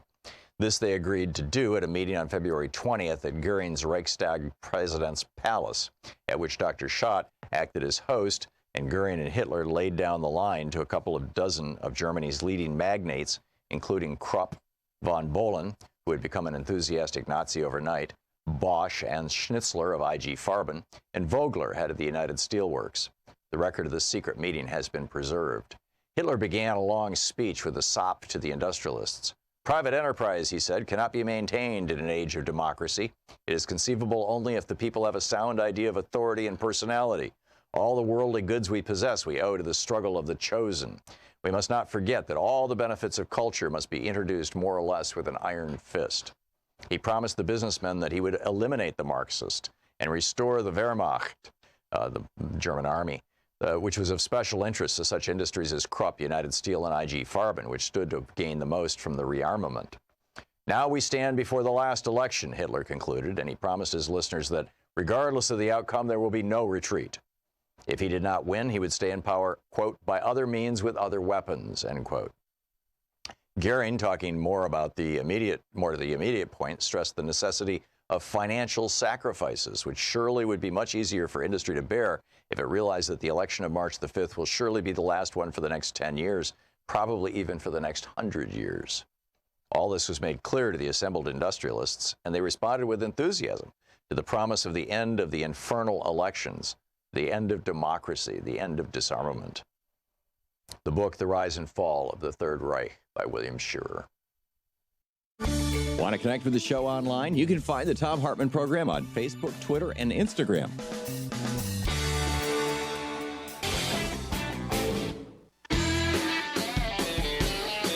Welcome back. Thom Hartmann here with you. You know, about a third, maybe as many as half of the people who have called today have called to weigh in on the issue of impeachment.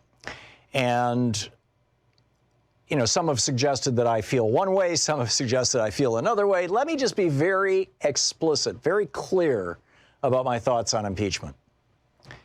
The Democratic Party broadly, and Steny Hoyer, I think, illustrated this either last night or this morning when he said, we shouldn't do impeachment. Oh, no, we don't want to do that.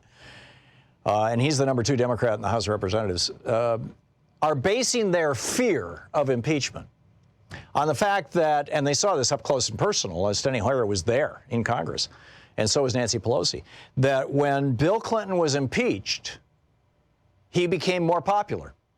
His popularity rating went up by 10, 15 points. It was in the 60s after the impeachment was done.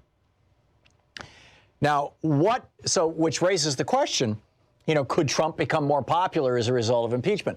Well, you have to ask this simple question. What is it that happens during an impeachment hearing, an impeachment proceeding? During the indictment in the House of Representatives and the trial in the Senate, what is it that happens? What happens is that Congress and the American people get to learn all the dirty details about the president. So what did we learn about Bill Clinton? We learned that in the Whitewater land deal that he lost $34,000. It was a bad investment. 30 years earlier. We learned that in Travelgate, Hillary Clinton was completely within her rights to fire travel staff in the White House that she didn't get along with. We learned that in Rose Law Gate that Hillary Clinton's records were impeccable. We learned, most importantly, that Bill Clinton had been having an affair on his wife, which more than half of all married men in the United States have done, that he was having an affair on his wife and covering it up. That's what we learned. And, gee, what a surprise. 15 or 20% of the American electorate decided they liked him better as a consequence of that than they did before. So if we try to impeach Trump, and I would add, let's toss it into this investigative basket anyway that can be done by an impeachment committee in the House of Representatives through the Judiciary Committee. I would toss Bill Barr and Mike Pence into that. What will we learn? We're not going to learn just that Donald Trump was having affairs with Stormy Daniels and Karen McDougal. We're going to learn about how corrupt he was as a businessman. We're going to learn about his associations with mob figures in New York. We're going to learn about his associations with oligarchs and dictators all around the world. We're going to learn how much he lies.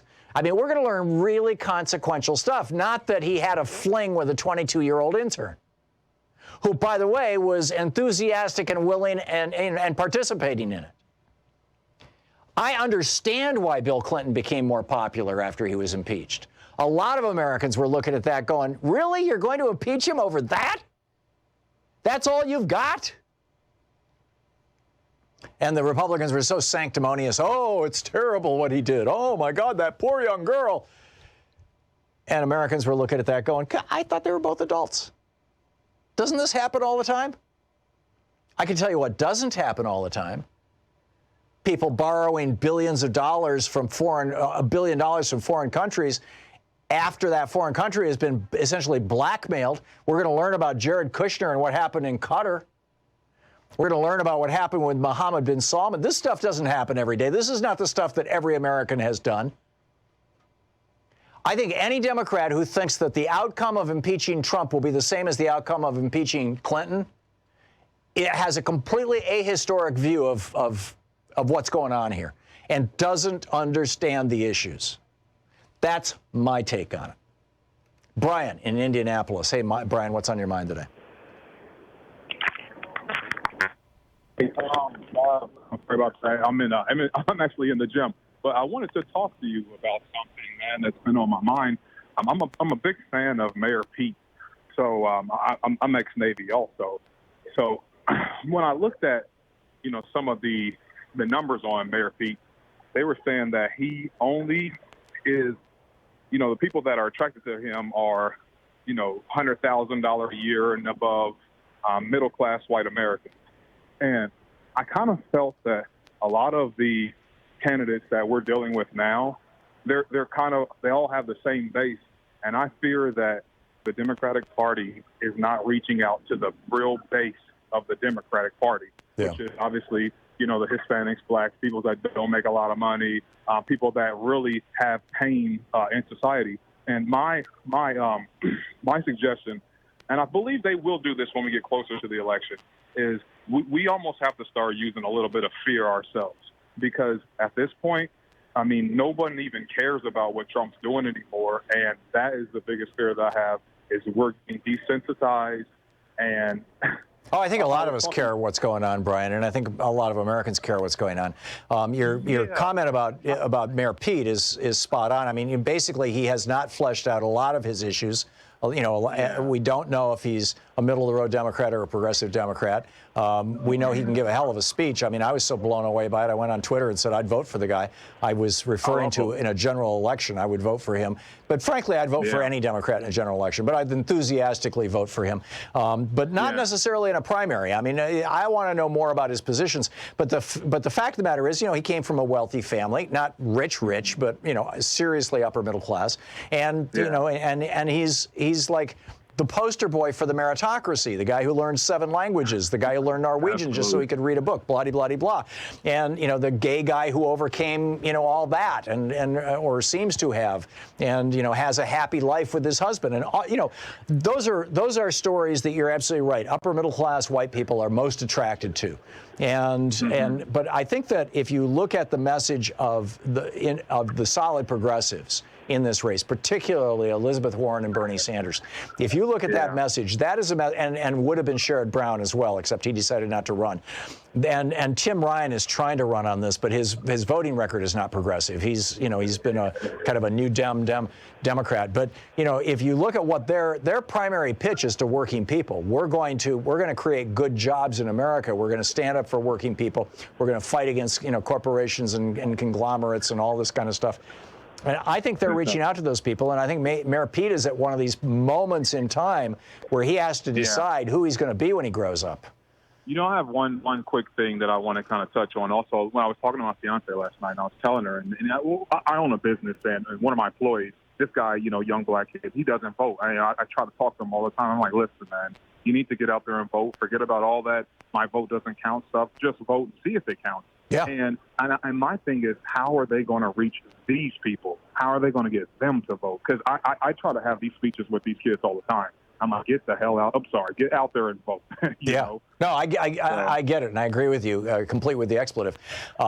Yes, and that's our biggest challenge, is getting people out to vote, and it historically has been.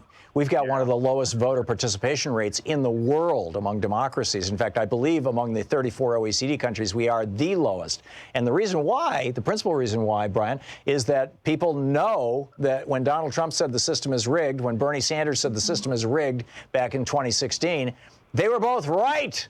The system was rigged by the Supreme Court in 1976 in Buckley versus Vallejo. And it was rigged in 1886 by the Supreme Court in Santa Clara County versus Southern Pacific Railroad.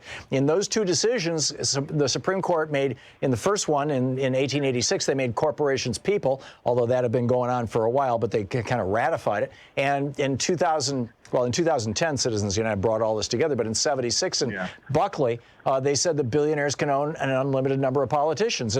And you know, we all know that, but the only way we're going to overcome that is by electing people who are acknowledging that, willing to talk about it, willing to do something about it. And that, by the way, was not the Democratic Party up until recently, but that is the Democratic Party now. Increasingly, it's not, I'm not sure it's more than half, but I think we're getting damn close.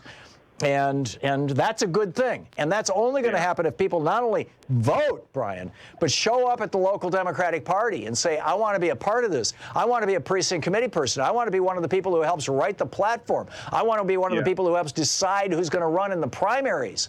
I want to be one of the people who's going to do outreach for the local, you know, to get good people on the local school board and on the county commission and on the city council and in state representatives and state senators.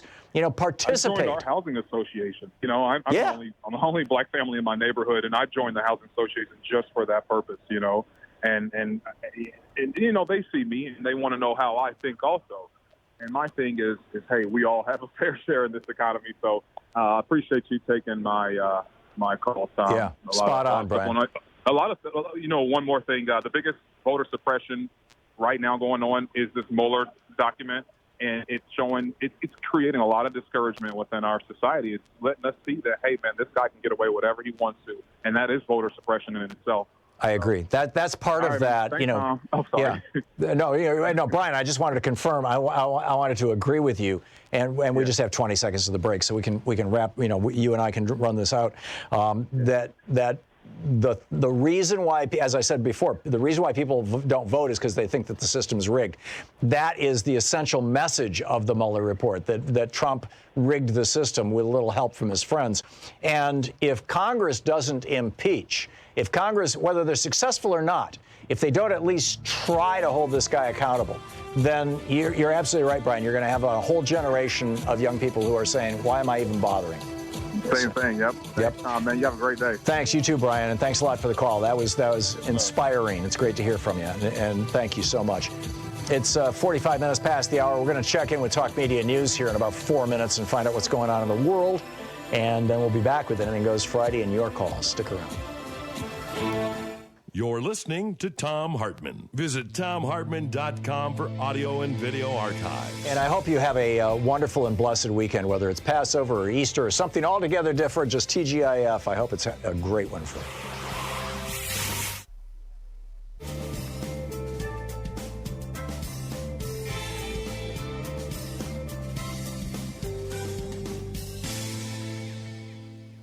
And welcome back. Pete in Tyler, Texas. Hey, Pete, what's on your mind today?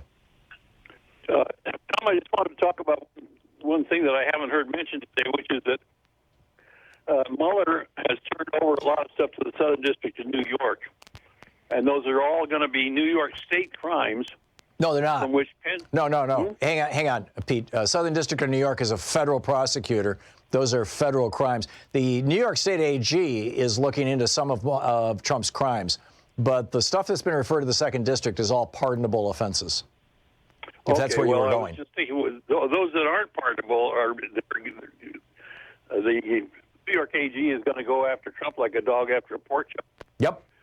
Hopefully. And Pence will not be able to pardon him for those crimes. That's correct. Although the governor could. But I don't think that's going to happen either. No. Okay. Thank you. Yeah. Thank you, Pete. Good to hear from you. Warren in Bothell, Washington. Hey, Warren. What's up? Thanks for listening to KBCS. Hey, thanks for taking my call, Tom. What I've got is, the Citizens United not only allowed money in politics, but said corporations are people too. How about sending out a jury summons for all of the 3M company on the same day and just see how that works? You mean because if you're a person, you have to serve jury duty? That's correct, Tom. Yeah, it's a little more, I get the point, Warren, and I love, I think it was Jim Hightower said, I'll believe a corporation is a person when Texas executes one. Obviously corporations are not people, but they have acquired rights as persons, not as people, but as persons, and person is a very specific legal definition, right? It's a party who can be a party to a lawsuit, who can be forced to pay taxes, who can legally own property, and all those are the characteristics of a corporation. So, and that wasn't the problem. The problem was that Morrison Remick Waite, the Chief Justice of the United States Supreme Court in 1886, said in front of the other members of the court when Stephen J. Field, who was the member who was from California, who was on the Ninth Circuit, but was also on the Supreme Court, when Field brought this tax case, he brought 5 of them actually to the Supreme Court, all through the Ninth District, all on behalf of the railroads. Field said these corporations are persons. They have to pay taxes. They should have the right of personhood. They should have the right of equal protection under the law, under the 14th Amendment, which says persons. And the court didn't rule that way, by the way. The court ruled against that, but it got added to the head note because Morrison Remick Waite made a comment about it. John Chandler Bancroft Davis, the clerk of the court at that time, whose father was the governor of Massachusetts, he was an oligarch himself, he inserted that into the head note, into the commentary on that case, and the Supreme Court has quoted that in over 40 cases since then. It became law. I mean, this is craziness, right?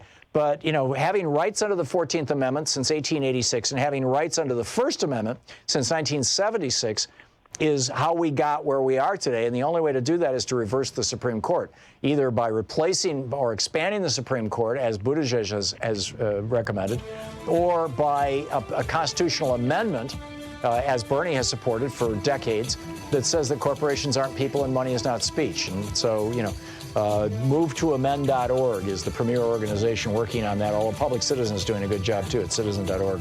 Warren, thanks for the call. Spot on. We'll be right back.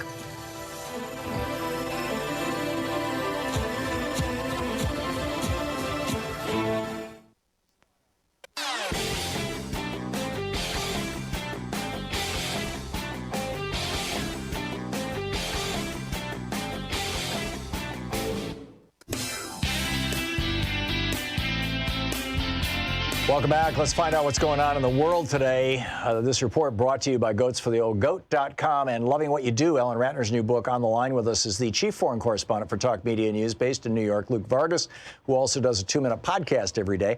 Luke, Mike Pompeo is reacting to North Korea. What did the North Koreans say and what did Pompeo say? Well, this was yesterday, right? They announced that they had tested one of these new tactical weapons, a flight test, which is not a violation of the moratorium that the country had imposed on itself against missile tests or other nuclear tests, but I think is being interpreted as a reminder of the fact that this country, North Korea, is ready to take a pretty hard-line tack if the U.S. continues. So this is a reminder, not a provocation. Some approach. Yeah, I think it's a reminder. Hey, we're happy to go back to being a provocateur, and I think they have a right to feel comfortable going back to that if they want, given the diplomatic cover I think they've now got from China and from Russia.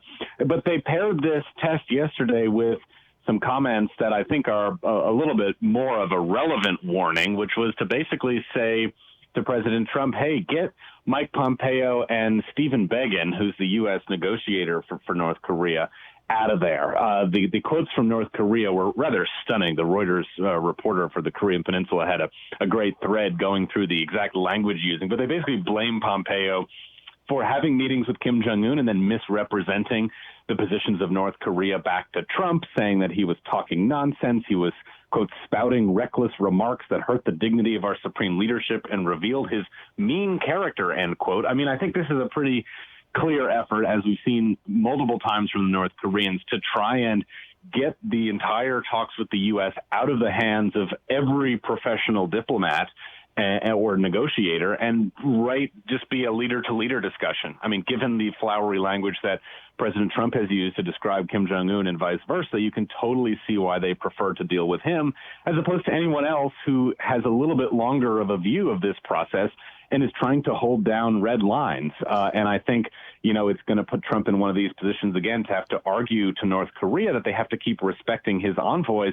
But we haven't seen evidence that Trump is willing to do that. Bear in mind, there were a lot of warning signs going into the Hanoi summit earlier this year that Mike Pompeo and Stephen Biegun, the U.S. representative, were being basically boxed out of meetings, that they were being ignored, that they were having, to wait for hours to speak to North Korean officials. And then when they met, they basically said, we don't even want to talk to you. The U.S., or President Trump should have made the decision, I think many people would say, to have pulled the plug on Hanoi at that point and said, look, if you're not going to actually talk to any of the officials in my administration who have a concept of the kind of hard work that needs to be done to move towards denuclearization, then I won't give you the benefit of a summit.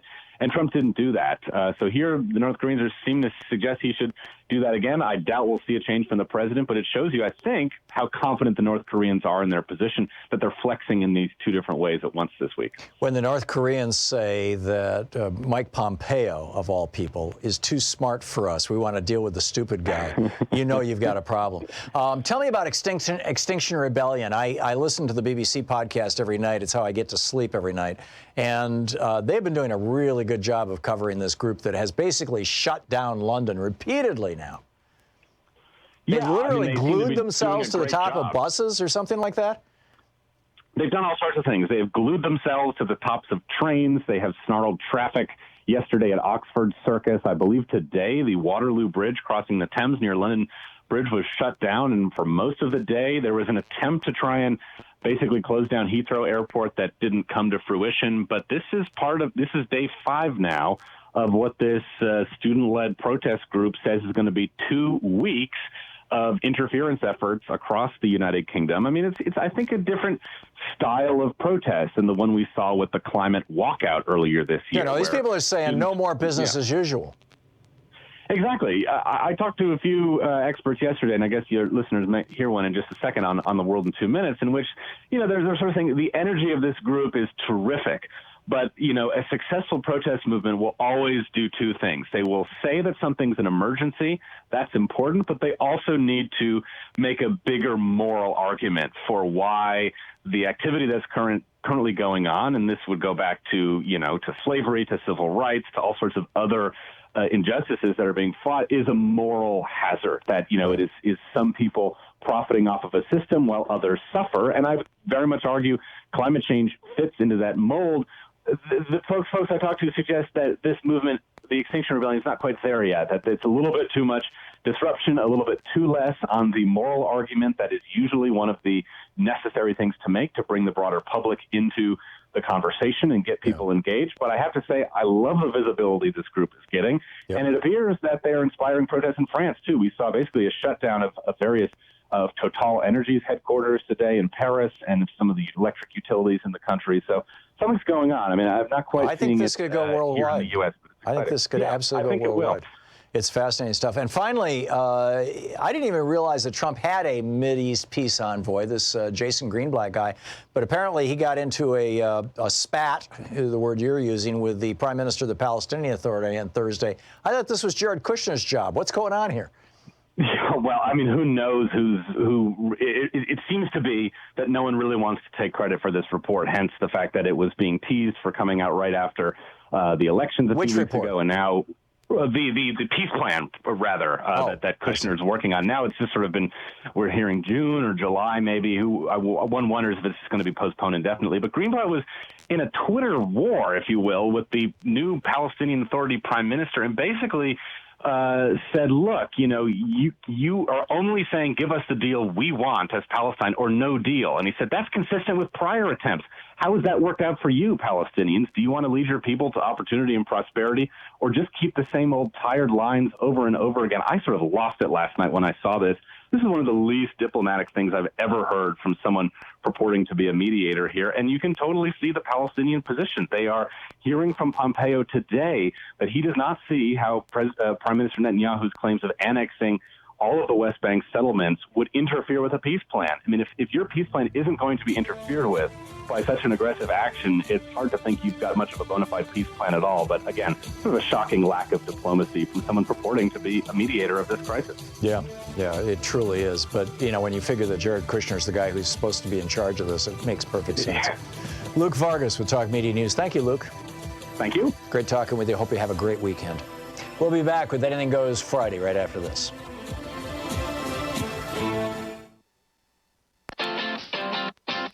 You're listening to Thom Hartmann.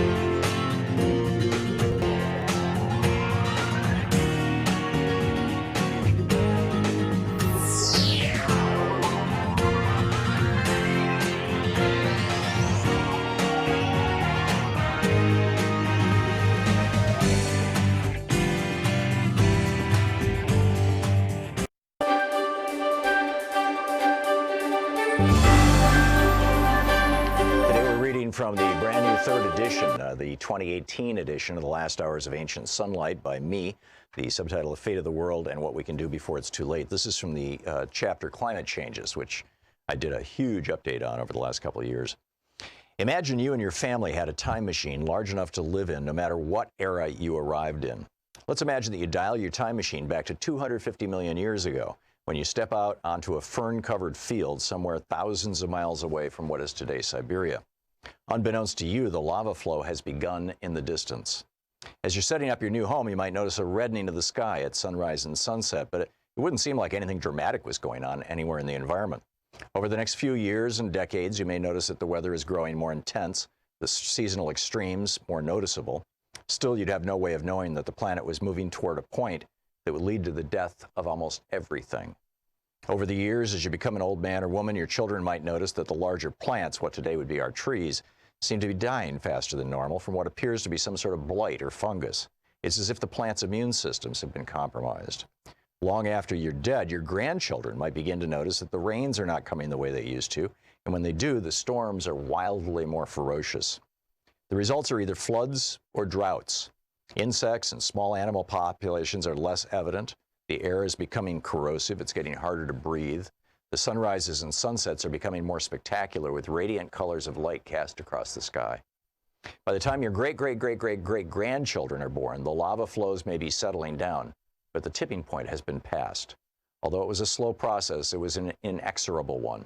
The world, over thousands of years, has warmed to the degree where all of the abundant life your descendants could see around themselves was doomed. The lava flow in Siberia, by throwing into the atmosphere a variety of greenhouse gases, had been steadily pushing up the temperature of the Earth. While many of these gases were themselves toxic, it would be their combined greenhouse effects, along with those of the multiplying carbon dioxide levels, that would take down the planet. But you would only know that in retrospect, when pretty much everything was dead. Fast forward to today. The climate scientists' warnings have come true. There's more carbon in the atmosphere trapping heat and moisture than ever before in the 165,000 years of human history. We're on the verge of the first ice-free summer in the Arctic in 3 million years. And back then, the Earth was a much different place from the one currently cradling us, or even the one in which modern humans evolved. The consequences of a warming planet are appearing much faster than had been projected by climate scientists of just a decade ago. The most dire warnings, rising oceans, freak storms, agricultural collapse, they're all taking place now. One recent July afternoon, we had an electrical storm here in central Vermont that was so severe it took out 2 of my computers and blew circuit breakers throughout the house. Our home wasn't unique. Many families lost most or all of their electrical appliances. Larry, a fellow we'd hired to do some repair work on our half-mile-long driveway, stood atop a hill with me a week after the storm and told me how his wife had been thrown across the room from an electrical shock she received touching their screen door during the storm. "It's not normal weather here," he said. It used to be that Vermont weather was famous for always changing, always unpredictable, but the last few years have been like nothing before. A lot of people agree with Larry. Extreme weather events like the 14-year drought that savaged Australia starting in 1995 and the freezing destruction of Superstorm Sandy are on the rise. Between 2011 and 2013, the U.S. suffered 32 extreme weather events, each wreaking at least $1 billion in damage. 2012, the year of Superstorm Sandy, was the second costliest year on record, with $110 billion in damages. During the 2017 hurricane season, Hurricane Harvey appeared and quickly developed into a 1,000-year event, dumping 20 inches of rain over nearly 29,000 square miles surrounding the Houston metropolitan area, flooding an area the size of New Jersey. Rebuilding from Hurricane Harvey alone could cost up to $180 billion in damages, making it the costliest storm in U.S. history. But how long until the next superstorm? The year 2016 set new records as the hottest year in recorded history, with average global temperatures of 1.3 degrees Celsius above pre-industrial levels. Along with the heat waves, flooding and drought accompanying this temperature increase are melting polar ice caps and, in turn, rising sea levels. The planet's sea level has risen an average of 8 inches since 1880, with dramatic gains in the last half of the 20th century. In the 50 years since 1963, the ocean rose 2.5 inches in Los Angeles, 6 inches in Boston, and 12.5 inches in Galveston, Texas. The polar ice caps are in an unprecedented state of decline, with sea ice in Antarctica and the Arctic measuring at 1.48 million square miles less than the average 1981 through 2010 average. At the end of 2016, the Arctic saw temperatures 36 degrees Fahrenheit above average. When the mathematics and physics become as compelling as they are now, big business gets alarmed. In November of 2012, the international accounting firm PricewaterhouseCoopers issued a rather dire warning for the future of business on the planet. After all, if the human race has been reduced to living in caves or is extinct, nobody's going to buy or sell anything. In a news release sent out internationally entitled "Business as Usual is Not an Option," as current rates of emission reduction point to 2 degrees of warming, Jonathan Grant, Director of Sustainability and Climate Change, said this: "The new reality is a much more challenging future in terms of planning, financing, and predictability. Even doubling our current annual rates of decarbonization globally every year to 2050 would still lead to 6 degrees Celsius, making governments' ambitions to limit warming to 2 degrees appear highly unrealistic." The Last Hours of Ancient Sunlight by Thom Hartmann.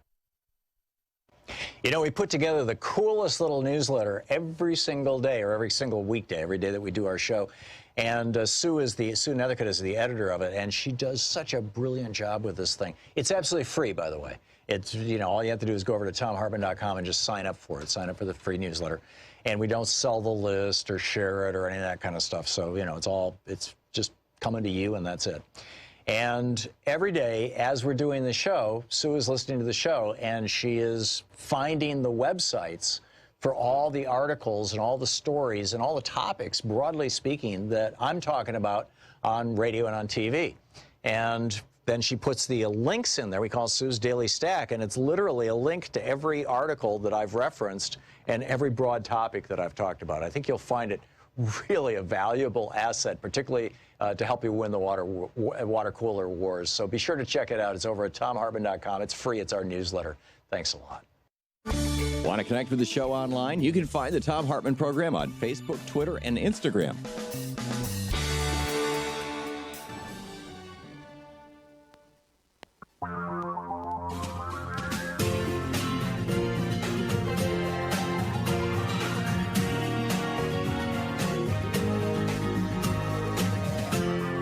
This is the Thom Hartmann Program. Welcome back. Law professor Lawrence Tribe just tweeted out, or a couple hours ago, about 2.5 hours ago, tweeted out, "I've previously inveighed against," in other words, like, you know, loudly warned, against the dangers of too much impeachment talk. But the time has come for the House Judiciary Committee to open hearings into Trump's high crimes and misdemeanors. Let the facts drive the process. Amen, Lawrence Tribe. I just retweeted that if you want to catch it. And thanks to Carpe Diem for pointing it out to me over on Twitter. So anyhow, it's Anything Goes Friday. How deep does the Russian collusion go? Joan McCarter writing over on Daily Kos to Mitch McConnell, that McConnell knew what was going on with Russian interference with the election and buried it, helped Trump cover it up, essentially. That Trump campaign manager Paul Manafort was giving to Oleg Deripaska, who is, you know, a Russian oligarch. He was giving him not only the polling information and the strategy stuff, but also was saying we could use a little help in the swing states in Minnesota, Wisconsin, Michigan, and Pennsylvania. Now, who's Oleg Deripaska? Well, he's a business partner in a company with Len Blavatnik, who, by the way, donated $2.5 million to McConnell's Senate Leadership Fund and $1 million in 2017 through his holding companies. These guys are partners in an aluminum company called Rusal, an aluminum company that just announced last week that they're going to open a $200 million factory in Kentucky just in time for Mitch McConnell to run for re-election on, hey, I brought jobs to Kentucky, all the way from Russia. Amazing stuff. It's really, truly amazing. Greg in Rocky Mount, North Carolina. Greg, it says here you want to disagree with me, so you go to the top of the line. What's up? I just wanted to ask a question. I wanted to know, why is it that everyone who is supposedly so outraged by this attempt by the Russians to interfere with the elections, why they're not outraged at the Obama administration? Because all this stuff started years before Trump was even thinking about running for president, and the Obama administration didn't do anything. And not only that, but Hillary Clinton, she was out there sharing her emails out, openly to be hacked. And I don't really believe that the Russians didn't think about hacking her emails until all of a sudden Donald Trump got up on the podium and said, and if you're listening, Russia, you need to go after her emails. I really think that if they're any kind of a spy agency, they probably were doing that long before Donald Trump suggested it. May well be, but the Mueller report indicates that there's a fairly large body of proof that the hack occurred literally the day after Trump said that, number one. Number two, yes, Obama actually was going after the Russians on a whole bunch of different levels. And they were not all happy about that. There were all kinds of sanctions against what they were doing. There were, screaming alerts going off in the State Department. Frankly, I think that they should have gone more public and they should have done more. I'm with you on that. With regard to Hillary Clinton, she had a private email server in her house. George W. Bush had a private email server. It was in Kentucky. It was run by a Republican-owned company. Dick Cheney used it as well. Over 5 million of George Bush's emails were lost as a result of that, his use of a private email service. Donald Trump, a number of people in the Trump administration are using private email services right now. I mean, this is, what Hillary Clinton was accused of, Republicans have been doing forever and are literally continuing to do right now. But, with regard to the Obama administration, saying, hey, there's a foreign government that's trying to mess with our elections, I think that they should have been louder, Greg. I really do. Michael in Denver. Hey, Michael, what's up? Hello. Good afternoon, Tom. Tom, I was just calling here, a brief call. I'm taking a different tack this weekend. I just wanted to call, number one, to thank you and everyone there for everything that you do, number one, and for you to have you and your family and all your families there, all your people there, have a wonderful, safe, Eastertide. Thank you. And Passover Back at you. Also. Yeah. Yeah. But I did want to call, one quick comment here. I'm a former Navy from a long time gone. I had to call up. I tracked down Ouachita Baptist College in Arkadelphia, Arkansas. That's the alma mater of Miss Sarah Huckabee Sanders. And I got to the political science department. I was only able to leave a message, voice message to the department head, and saying that I wished for her and her family peace and a wonderful Eastertide also. But I said I think that someone needs to sit down with her and go over and counsel her about the Sermon on the Mount if she's a Christian. Good luck with that, Michael. I doubt that the college that she went to is taking messages for Sarah Sanders. Well, I tracked it down. That's where she went. She was the student body president and everything else. Yeah. And also, I just kind of figured, that there's got to be people there that are somewhat enlightened or enlightened people there, and maybe they'll take that and say someone called here, from one of our alumni and all that. Let's see, why, and maybe I'm not the only one that's called. So I hope that in any case, people that are out there. I can't call the White House or anything. Actually, you can. The White House comment line is 202-456-1111.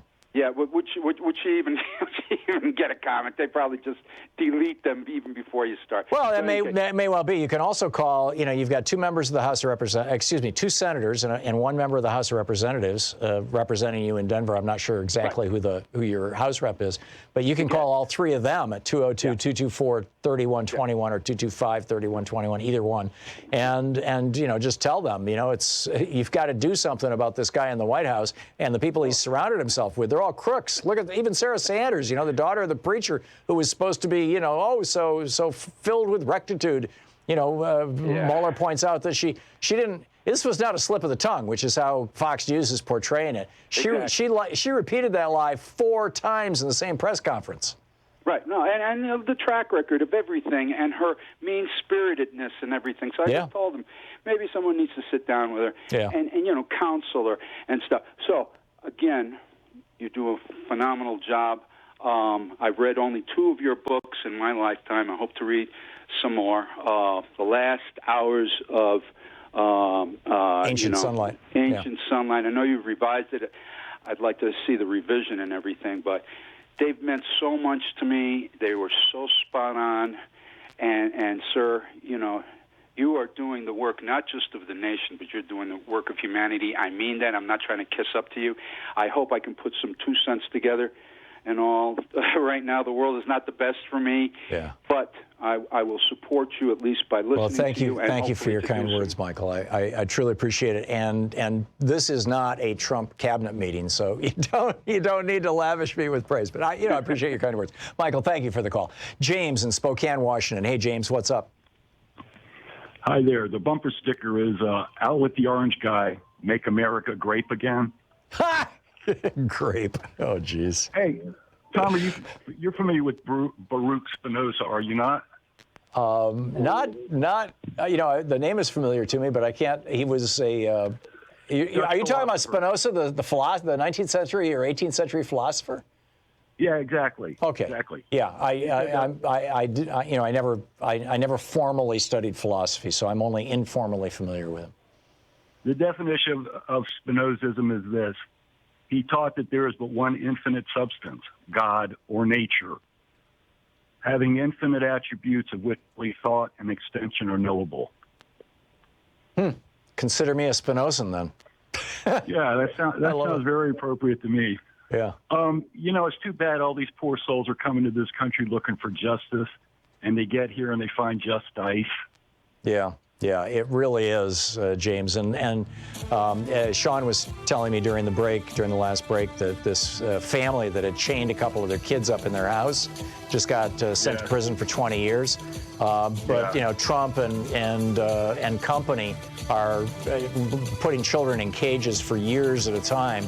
And they're getting nothing. I mean, he's running for re-election. It's crazy. James, thanks for the call.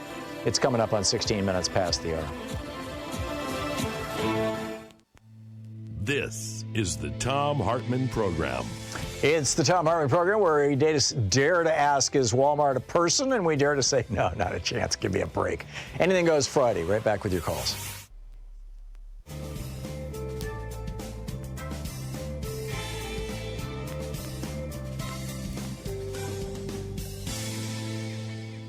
And welcome back. Doug in Los Angeles. Hey, Doug, what's up?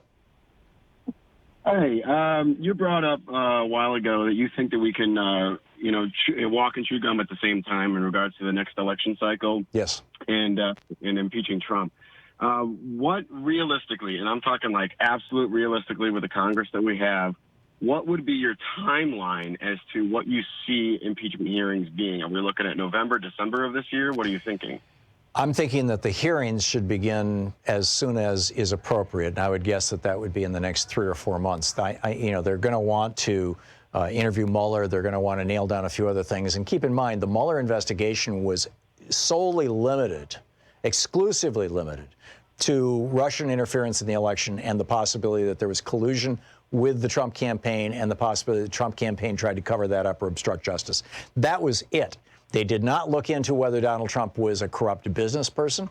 They did not look into whether he was a terrible human being. They did not look into his election fraud by paying off Stormy Daniels and Karen McDougal. They didn't look into any of those things, or to the extent that they did or stumbled across them, they simply referred them to other prosecutors in other jurisdictions. So the first step would be to pull all this information together. Keep in mind, Doug, if you heard my rant from, about 30 minutes ago, maybe a little longer than that, maybe an hour ago, 45 minutes ago, about impeachment hearings, my whole point is that the job of the impeachment hearing is not necessarily to remove Trump from office. It's to inform the American public about who this man is who's sitting in the White House. It's to get all this information out so that people can make their own decisions. And that's going to influence the 2020 election. When they were going after Bill Clinton for getting a BJ, that influenced the next election. That made Bill Clinton and the Democrats actually more popular. And frankly, I think Al Gore actually won the 2000 election. It was stolen by the Supreme Court, and in part because Clinton got impeached. Because what we learned was, he's not that bad a guy outside of, being unfaithful to his wife, which is something that is, common in America. Literally more than half of all married men. So, I mean, that's a completely different thing. More than half of all married men, or more than half of all men, for that matter, don't have affairs with porn stars and pay them off hundreds of thousands of bucks. Don't have affairs with Playboy bunnies.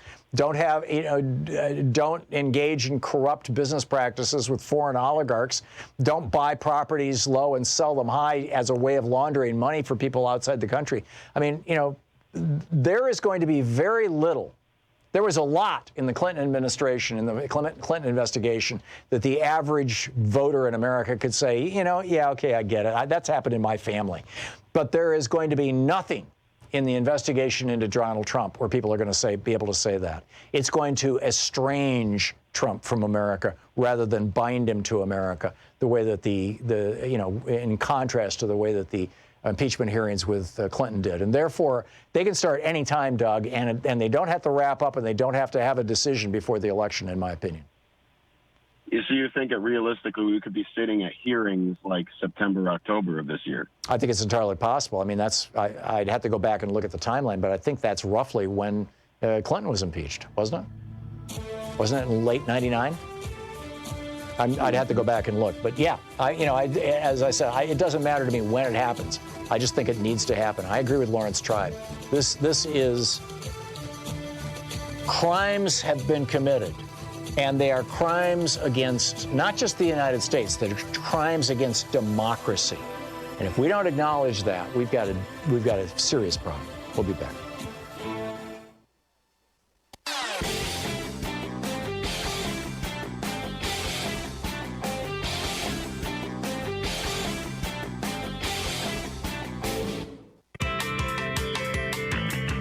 Welcome back. Thom Hartmann here with you, and, continuing our conversation. It's Anything Goes Friday. Don in Winsboro, South Carolina. Hey, Don, what's on your mind?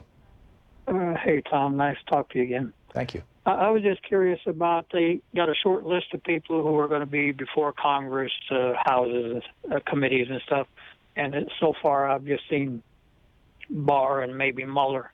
And when Barr gave his summary the other day on Thursday morning, Rosenstein was standing on one side of him and a bearded person on the other. And Rosenstein looks like he's a person that needs to be talked to. And he looked like he had a shock collar on. I mean, he looked like a dog that's wearing one of those collars of, if I speak up, I'm going to get shocked. I mean, he was holding himself like a weightlifter. I mean, every muscle was tensed. It was amazing. It was weird. Right. Well, I'd like to see him talking to the House committees and seeing what he would like to say instead of what he's instructed to say, and et cetera, et cetera. Right. And anyhow, I just wish that would get out to the public, and I wish they'd put a little list out of more people that are going to be spoken to and questioned. And I guess it's going to be under oath when they're questioned, and if they lie, the possibility of prison. Of course, right. Trump and his minions could pardon them and stuff. Right, and we know now, by the way, as a result, and nobody's even talking about this, as a result of the Mueller report, that Don Jr. lied to Congress. I mean, it's just like there are all these people in the Trump administration who have committed crimes. I mean, actual prosecutable crimes. It's time for us to start carrying this stuff out. Don, thank you for the call. Spot on. Bruce in Atlanta, Georgia. Hey, Bruce, what's up? Hey, Dr. Hartmann, thank you for taking my call. Quick question. You mentioned you were talking yesterday, I believe, about United Healthcare. Could you quickly recap that for me again? I get so much information from y'all, it's hard to keep the information in my head. It turns out that the health insurance companies, and this was specifically United Healthcare, it was I believe the CEO of United Healthcare, that they are in the background. These are multi-billion-dollar companies. They have multi-million-dollar lobbying budgets. In the background, quietly, but very aggressively, they are lobbying against Medicare for All. And, surprise, surprise, right? Yeah. Just like Comcast was lobbying against net neutrality. I mean, it's these, and tragically, because of the Supreme Court, we have businesses who can actually own and control politicians. And so, our political process is beholden to these giant corporations. But it was United Healthcare's CEO who made this comment in a private venue, but somebody leaked it. I see. Well, good. Thank you for the information. Oh, if possible, one more quick question. Yeah. I've been listening to people who are in support recently of bringing back banking services at the post office. And one of the people I was listening to mentioned that the post office used to have banking services from 1911 to 1967. What happened in 1967 that changed all that? I don't know. I'd have to go back. I'd have to go back and look. But I believe that the banking services that the post office had were fairly limited. You could buy money orders. I remember as a little kid, and I don't even remember why. So it must have been like in the early 60s going to the post office to buy a money order. I think it was, I remember what it was. I wanted to buy something from the back of a comic book. And my dad, it was like sea monkeys or something, or X-ray glasses or whatever, right? And my dad took me to the post office to get a money order because I didn't have a checking account to send the money off with the coupon from the back of the comic book. But so that would have been in the 60s, maybe even the 50s. But the post office stopped doing that. But what Bernie is proposing, and a number of other people as well, but to the best of my knowledge, the only presidential candidate who has been proposing this for years, is that the post office should do like they do in many other countries. When I lived in Germany, I could cash I could cash a check at the local post office. They offered limited banking services. They had basically savings account, checking account, and the ability to cash a check, and that was it. And you couldn't buy a retirement account, you couldn't buy and sell stocks, you couldn't do anything. It's just very simple. Basic banking. That's correct. A checkbook banking. That's correct. And what we have right now in the United States is, if you look at the bottom half of Americans economically, about half of that bottom half don't have any kind of banking service, and so they end up having to go to these payday lenders and these phony baloney banking services that just rip them off, or the banks themselves. If they take a check to the bank is going to charge them a fee to cash checks and things. And so they're actually paying a lot more for banking than people who can maintain the minimum balance, $5,000, $10,000, whatever it is, depending on the bank you're with, where you get free checking and free savings accounts. So, it's just like the post office should be doing that. And I totally agree with Bernie on that. Bruce, I got to move along, but thank you for the call. Dawn in Broomfield, Colorado. Hey, Dawn, we have a minute to the break. A quick one? Hey, Tom, thanks for taking my call. Just wanted to get your reaction to the article in the New York Times where Senator Stabenow and other people are talking about the use of superdelegates in the second round of primary balloting in order to keep Bernie from being the nominee. Yeah, I read the article. Yeah, no, I read the article, Dawn, and it concerns me tremendously. I think that if the Democratic Party... If there's a perception, if it turns out that Bernie is the closest thing to the nominee and then he loses it, and it would take several different weird things happening for that to be the case, or unusual things, let's say. But if that's the case, and there's this perception that the nomination got essentially stolen from Bernie for the second time, you're going to see a really serious revolt against the Democratic Party. That may not take place in the streets. It may take place in young people simply stopping voting or stopping participating, and that would be extraordinarily destructive. And I think that and Dawn, thank you for the call. I think these Democrats who are sitting around, kind of smugly saying, oh, well, don't worry, we've got Bernie under control, we're going to take care of this. I think they're playing a very, very dangerous game, dangerous for the Democratic Party. Dawn, thank you for the call. We'll be back. It's coming up on 28 minutes past the hour. You're listening to the Thom Hartmann Program. Call 202-808-9925. It's Anything Goes Friday here on the Thom Hartmann Program, where we speak the truths the multinational corporations would really rather you didn't know all about.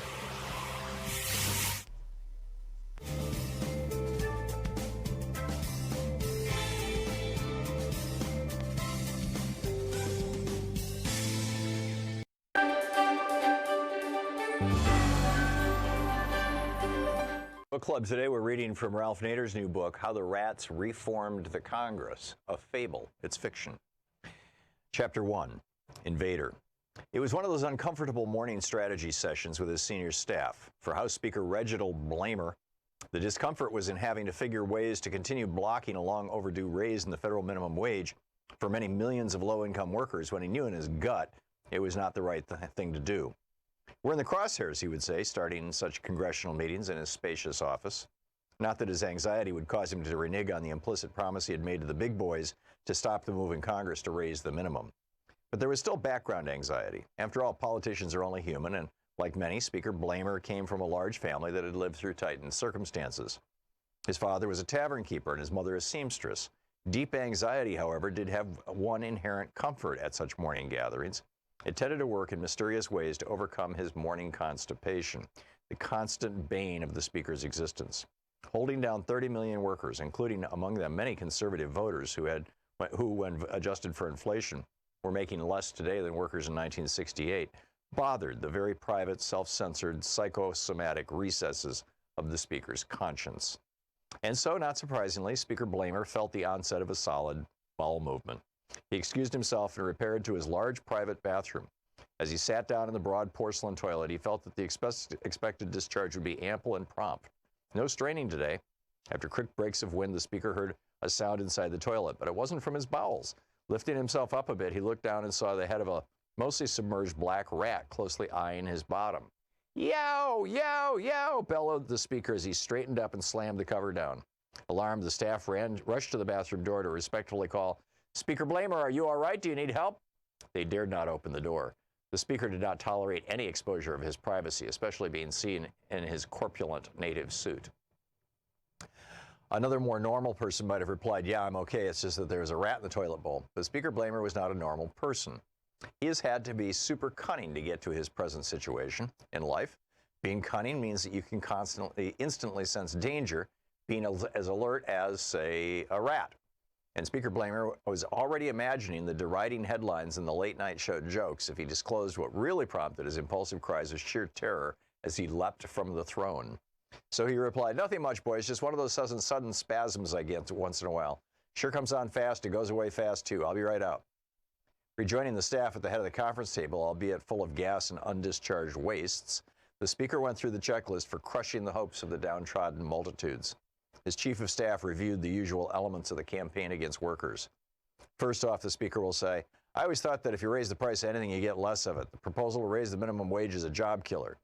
"Good soundbite," said his research assistant. The Speaker nodded gravely, though when he heard the word bite, he silently winced.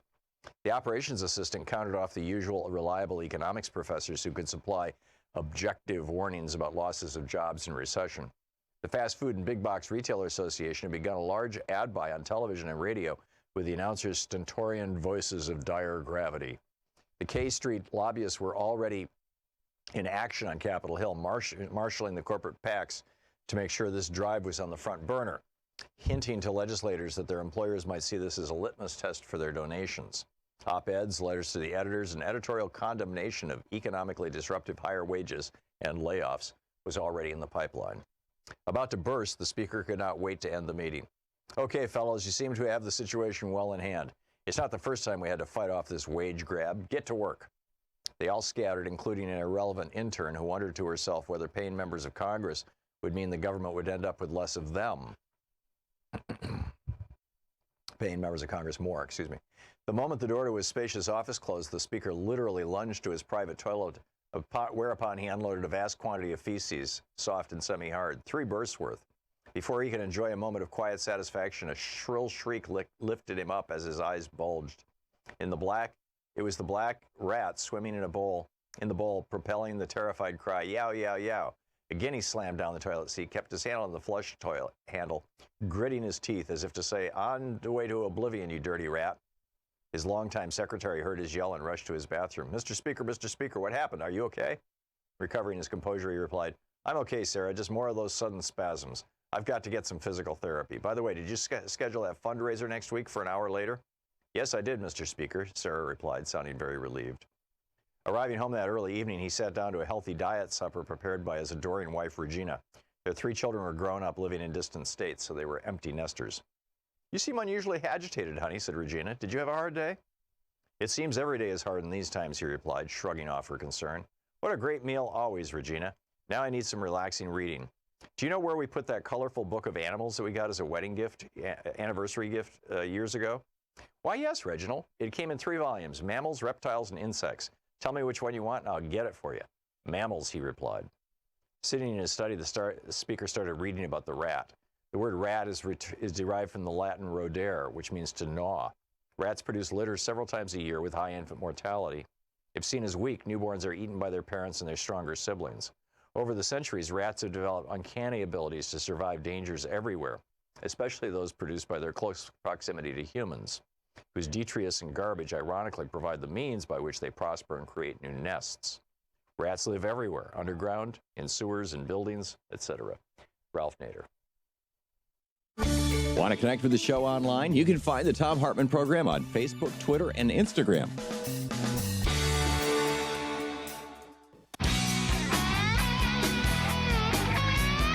Welcome back. It's Anything Goes Friday here on the Thom Hartmann Program. Jeff in Portland, Oregon. Hey, Jeff, what's on your mind today?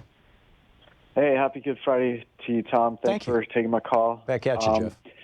Thank you, sir. I'm all for impeachment, and I think you're onto something big by questioning the role of electronic voting in 2016. But I'm calling today to push back against the notion that now is not the time for so-called purity tests, something that President Obama recently floated. And before I get to that, though, Tom, earlier in the week you had discussions with multiple callers on the subject of capitalism versus democracy. And I just wanted to quickly chime in by suggesting we reframe that debate in two ways. Number one, let's realize that a big part of the fraud of Reaganism is perpetrating the myth that capitalism and democracy are interchangeable words.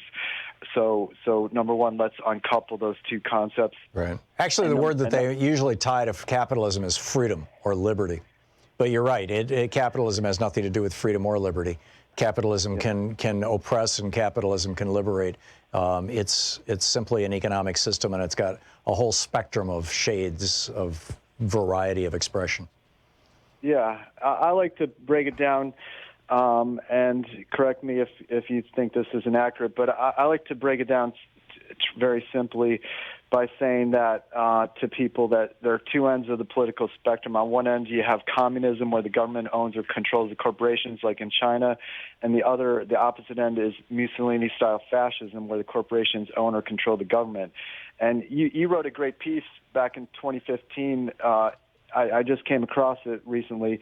It was for Alternet, November 2015, and you titled it, or they titled it, "The Sad Truth of Our Politics." It's basically turned into a competition among oligarchs to own everything. Yep. And you quote in your piece, you quote a 1983 dictionary definition of fascism as a system of government that exercises a dictatorship of the extreme right, typically through the merging of state and business leadership together with belligerent nationalism. All right. Sound familiar? Yeah. If we haven't arrived at that 83 definition of fascism, we're sure as hell on the brink of it. And, no, I agree with you. But Jeff, was that the point you wanted to call and make? No. Okay. So the point I wanted to make, well, just to conclude that, I think we need to be somewhere in the middle, which is what Bernie calls democratic socialism, and people on this show have been calling Rooseveltism, which might be better. And that brings me to the idea of the so-called purity test. And contrary to President Obama, I believe the primaries are precisely the time for bold ideas and visionary plans that are to be incubated and decided upon by we, the Democratic voters. You've said, Tom, Bernie's no McGovern. This is in 1968. Most people don't have the luxury. It was 72, actually, but yeah. Okay, most people don't have the luxury of voting against their own economic interests as they may have had back then. And to illustrate what I'm saying, Bernie has my full support, and I have long admired his courage and foresight on so many issues, but he's not perfect. If a guy like Eric Swalwell, with tomorrow being the 20th anniversary of Columbine, a guy like Eric Swalwell is running the gun violence epidemic as his number one priority. If he can impress upon Bernie's campaign the tragic fact that over 3,000 kids a year, the equivalent amount of people killed on 9/11, 3,000 kids a year here are killed by gun violence, and we really need to do something immediately about this, as New Zealand just did less than a month after their tragedy. I agree with Swalwell on that. Yeah, and bless him and bring on the purity. And then you've got Jay Inslee, the governor of Washington State, who is basically campaigning on the single issue of climate change. You got Eric Swalwell promoting the single issue by and large of guns. And I'm sorry. Oh, Andrew Yang on the single issue of the guaranteed minimum income. I agree with you, Jeff. I think and I think any former politician who says, well, let's just, let's not go crazy here. Is doing their party a disservice, frankly. And I was very saddened to hear that comment coming from Obama, although I'm not sure that he necessarily wanted it to be widely broadcast. But Jeff, spot on. Thank you for the call. Joni in Burlington, Washington. Hey, Joni, what's on your mind? Hi, Tom. Thank you for taking my call. My question today is about Trump's tax return. Right. It's my understanding that the House Ways and Means Committee Chairman Richard Neal asked earlier this month for the IRS to respond by April 10th to whether the Trump's tax returns were going to be given over to his committee. Right. And it's also my understanding that the Secretary of the Treasury, Steve Mnuchin, is the person who is charged by law to order the release of those tax returns from the IRS for the Trump Organization and the Trump personal tax returns. And he's failed to do so. And so it's my understanding that there is a required 5-year prison sentence for failing to return these tax returns. And so, Tom, can you help me? Who is the person who is supposed to enforce the law regarding these tax returns? Bill Barr. And we don't have any confidence that he'll do that. No, in fact, we can be quite certain he won't. So, I mean, this is another one of the reasons why, in my opinion, we need impeachment hearings, because the rot, the corruption in this administration is so deep that they are incapable of policing themselves, essentially. And Steve Mnuchin should be in jail right now. I mean, the deadline happened 8 days ago. Now, the congressman was, generous enough to extend it to, I think it's next week, the end of next week, something like that. But there should be a serious penalty for this. You're right; it's a 5-year felony. And Steve Mnuchin, who we need to remind people over and over every single day, and every time his face appears on television, it should say, this is the guy that used to be known as the foreclosure king. He owned a bank in California that foreclosed more people than any of the other banks. He literally was called the foreclosure king. He was proud of it, and he nearly went to jail. And the prosecutor who chose not to prosecute him was Kamala Harris. And and that's a conversation that we should be having as well. Joni, I need to move along, but thank you for the call. Jim in Los Angeles. Hey, Jim, what's on your mind? Hi, Tom. Yeah, yesterday you were a little stressed on the Republicans stealing the election again. Yeah. Anyhow, I got some. Okay, well, here's a couple solutions real quickly. I've been working on starting. I recently realized that we all can die soon, so I'm going to throw everything out there quick. I want to start a PAC or a movement, count your vote.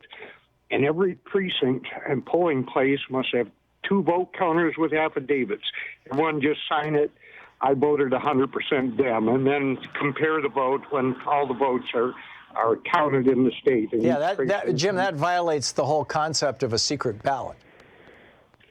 Yes, but if people voluntarily came out and signed and said, I voted 100% Dem. Yeah. And just why don't we just, start taking seriously our exit polls? Our exit polls tell us that in, about 43 of our states, the exit polls are typically within 0.1% in terms of being accurate. They're highly accurate. They only fail to be accurate in those Republican-controlled states that are either engaging in massive voter suppression, where people are walking out of the polling place thinking that they voted, but they were given a provisional ballot that'll never be counted because they were purged, or where, like in Georgia, where they're using electronic voting machines that are a decade old and have absolutely no paper trail and no ability to be audited. Okay, well, to combat that, we got to register more voters, and every independent has to re-register as a Dem. Every Green Party vote is really a blood red vote. That's why Republicans fund the Green Party, and plus there's 13 million legal Mexican American citizens not registered to vote, and we got to work, that Democrats should be working on registering people. Yeah, no, and they have, and that's why the Republicans shut down Acorn, because it was the most successful voter registration group literally since the early days of the League of Women Voters. And now they've passed a law in Florida that causes the League of Women Voters to stop registering people because you could go to prison for registering somebody and having a typo on the sheet. Jim, thanks for the call. It's a huge issue and a really important one. Leo in Las Vegas. Hey, Leo, what's on your mind today?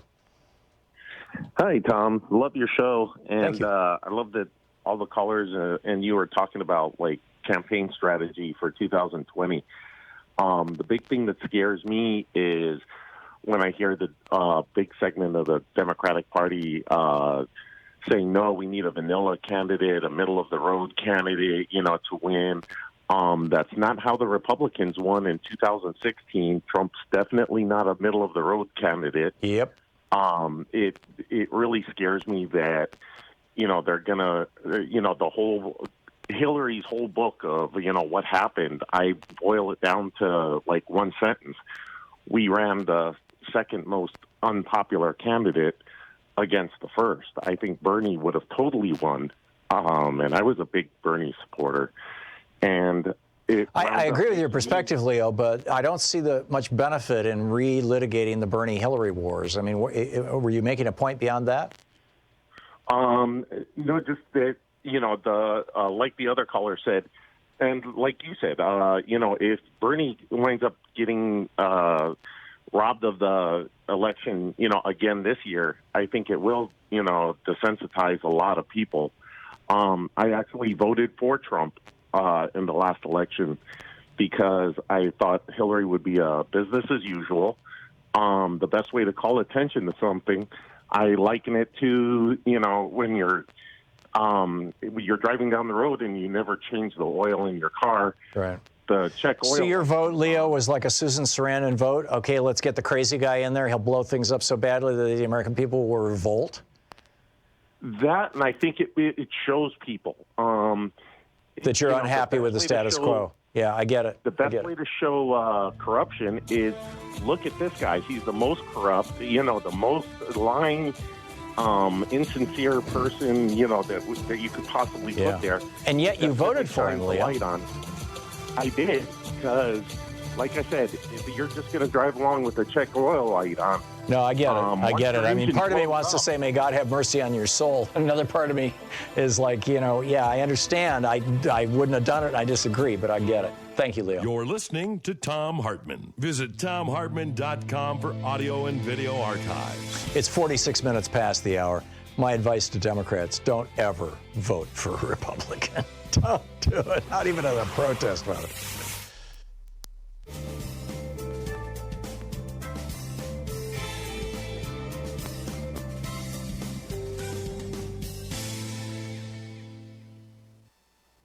And welcome back, Ed in Brimley, Michigan. Hey, Ed, thanks for watching Free Speech TV. What's on your mind? Hi, Tom.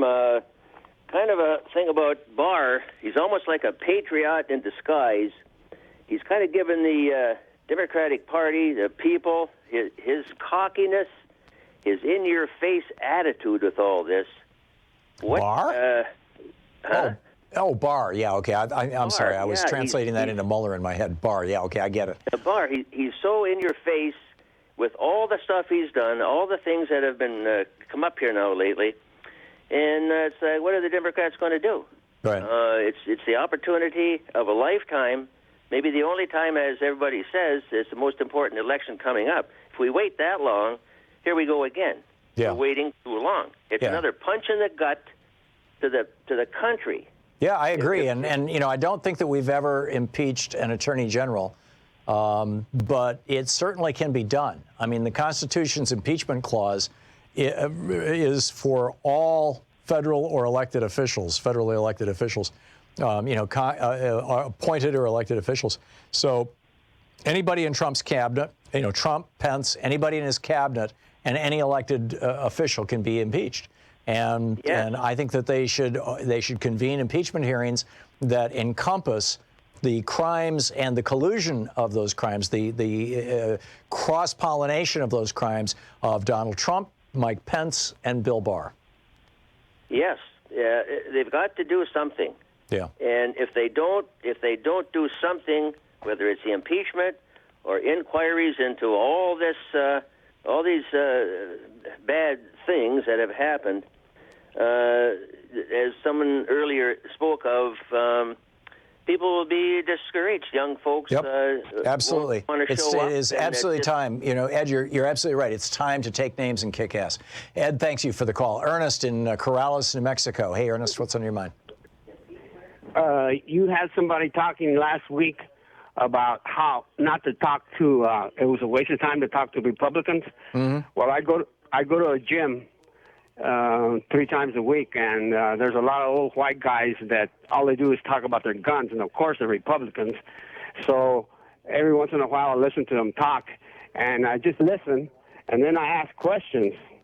And when I asked, this one said, I asked him, what are you talking about? I says, well, we're talking about the genocide in New York. And I said, what do you mean genocide in New York? He says, yeah. He says, all the abortions that are performed in New York. I said, oh, yeah? And then he said, yeah. I said, well, if they don't abort those kids, would you be willing to take them home? And he shut up. He didn't know what to say. Yeah, how many kids have you adopted this week? What? How many kids have you adopted this week or in your lifetime? That's what I said. And then there's another guy there was talking, and he was saying that he was ready. I said, what are you ready for? He says, I'm ready for these Muslim extremists, terrorists that are plaguing the country. I said, oh yeah? I said, I'm not worried. How many Muslims is there in the Albuquerque area? And he said, well, I don't know. I said, there's not very many of them. I said, besides that, I told him, I'm more afraid of the local homegrown terrorists than I am the Muslims. Muslims haven't ever done anything to me. Yeah, and we should be afraid of the local homegrown white right-wing terrorists because they actually have killed more people than the Muslims or any other group. Ernest, thank you for the call. Spot on. We'll be right back. It's 10 minutes before the hour.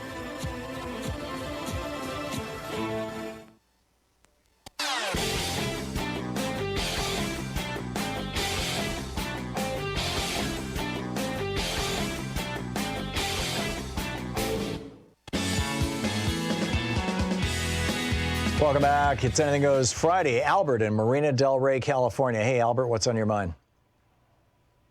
Yeah. Albert just went away. Denny in Pine Top, Arizona. Hey, Denny, what's on your mind today? Hey, Tom, long-time listener. Listen, I'm your age. Our dads are both tool and die union people. Oh, my goodness. I grew up in Flint, Michigan. I'm an ex-cop there. Mm-hmm. Michael Moore was in grade school. I was in high school. I built Buicks in the summer, 67, 68. Drafted in 69 from Central Michigan University. Lived through the Detroit riots, Flint riots, Chicago 7, Black Power, Angela Davis, Patty Hearst, Kent State. I remember it all, Denny. I remember it all. I haven't seen it all, but I've seen most of it. Mm-hmm. And I'll tell you, I am positive of this as an ex-infantry paratrooper. Mueller, what I have worked and trained with Marines and Charlie Mike, that man will not quit until he has completed the mission. Yeah. Today, by the way, I believe it's today, is the 50th anniversary of Robert Mueller being wounded in Vietnam and earning the either the Purple Heart or the Silver Star. And some of us, myself included, I'm 30% Service Connect related to Agent Orange. My kid brother's 100% and nearly terminal. I think the VA ought to consider awarding a Purple Heart for these guys that have put it all on the line and came home with not lead poisoning, but Agent Orange. Dioxin poisoning, yeah.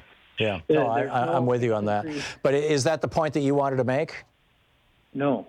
Okay, what was the point you wanted to make? No infantryman wants bone spur in his foxhole. No street cop wants a living crook, line crook in a squad car. Here in Peach yesterday, I know I mentioned Avenatti, and he's gone astray, but he knew any person with a R after their name can be subpoenaed, and even if they take the fifth, it will dominate the news cycle and the short amount of time we have leading up to this coming election. Yeah. I agree with you 100%. My heroes are AOC, Malcolm Nance, and most recently I'm a high school golf coach, Tiger Woods. You talk about facing adversity and overcoming, and I'm not. He's one of the great comeback stories, Denny. You're one of my. You're in the fourth one of my hero group, and I'm not sucking up. I'm just telling you. Previous callers have said the same thing. You have a social conscience that's beyond reproach, in my opinion. Well, I've certainly made my share of mistakes in my life, Denny, and you're embarrassing me. But I need to move along to other callers. But Denny, thank you for your kind words, and I agree with you. We should have already impeached Trump. I absolutely agree with you, Denny. Thank you so much. Tim in Beaverton, Oregon. Hey, Tim, what's up? Yeah, I that old thing, the fruit doesn't fall far from the tree. You were mentioning about Trump's inept son. I mean, that's a combination there. This whole thing with the Russian interference is very simple to figure out. What they did, whether Flynn and Manafort were a critical element in it or the Trump Tower meeting, they simply said, look, you don't have to do a thing, because they know how inept the guy is anyway. They said, you don't have to do a thing. What we will do is we'll do whatever we can to get you elected, and all you have to do is follow the procedures afterward. And that's exactly what's happening now. Right. It's very simple. Yep. There's no that's the rhyme or reason of the whole thing. And this thing with Bernie Sanders, I have two young sons that are in their 20s that voted for him. Were really, and then both of them still vote, and they're very enthusiastic about elections. But, when what happened, Debbie Wasserman Schultz, Donna Brazile, and Hillary probably met behind closed doors when Bernie was making those inroads. Well, Donna Brazile wrote a whole chapter in her book apologizing to Bernie. Yeah, and just what I've said, and I didn't read that, but that's what I'm saying, just what I observed. They probably met behind closed doors and said, look, we can't let Bernie do what Obama did to you in 2008. Right, and I don't know about Obama, but and I'm not sure that it was that personal to Hillary. I think that they really and truly believed that Bernie would go down like George McGovern did in '72, and they didn't want that to happen. And they thought that Hillary Clinton was the candidate that was going to win. But again, I don't. This is the second time somebody's brought up those Hillary Bernie wars, and I really don't want to hang out there. Tim, thank you for the call. I get what you're saying. Maine in Chicago. Hey, Maine, what's on your mind today? Hey, I wanted to talk. We coming back up to that electoral college, and that's what I think that Trump and them is really counting on, because when you have he thinks that the people want him, but they don't. 2/3 of the people do not want Trump, but he's calling himself the people's president and all that. But they're relying on that electoral college. Yeah, he was elected with about a quarter of the eligible voters in the United States voting for him, and he was nominated by his party with 12% of the eligible voters voting for him. So, I mean, that's pretty tight stuff. Yeah, and this is what they keep talking about Hillary not beating him, but they have to remember Hillary beat him by 3 million votes. If they had the popular vote where one man, one woman, one vote. Yep. I mean, she is the legitimate president right now, man. I'm with you. Hillary Clinton is the legitimate president of the United States, in my opinion, as of this moment. We'll be back on Monday. In the meantime, it's Good Friday. It's Passover. I hope you have and Sunday, of course, is Easter. I hope you have a wonderful weekend, a safe one if you're traveling to visit family. And on this Holy Week, say a prayer for the world, for all life on this planet. We are messing with the biosphere in ways that are just really, really grim, and for our political opponents. And don't forget, democracy is not a spectator sport. It requires you. So get out there, get active, tag, you're it. We'll see you on Monday. You've been listening to Thom Hartmann. For audio and video archives, visit thomhartmann.com.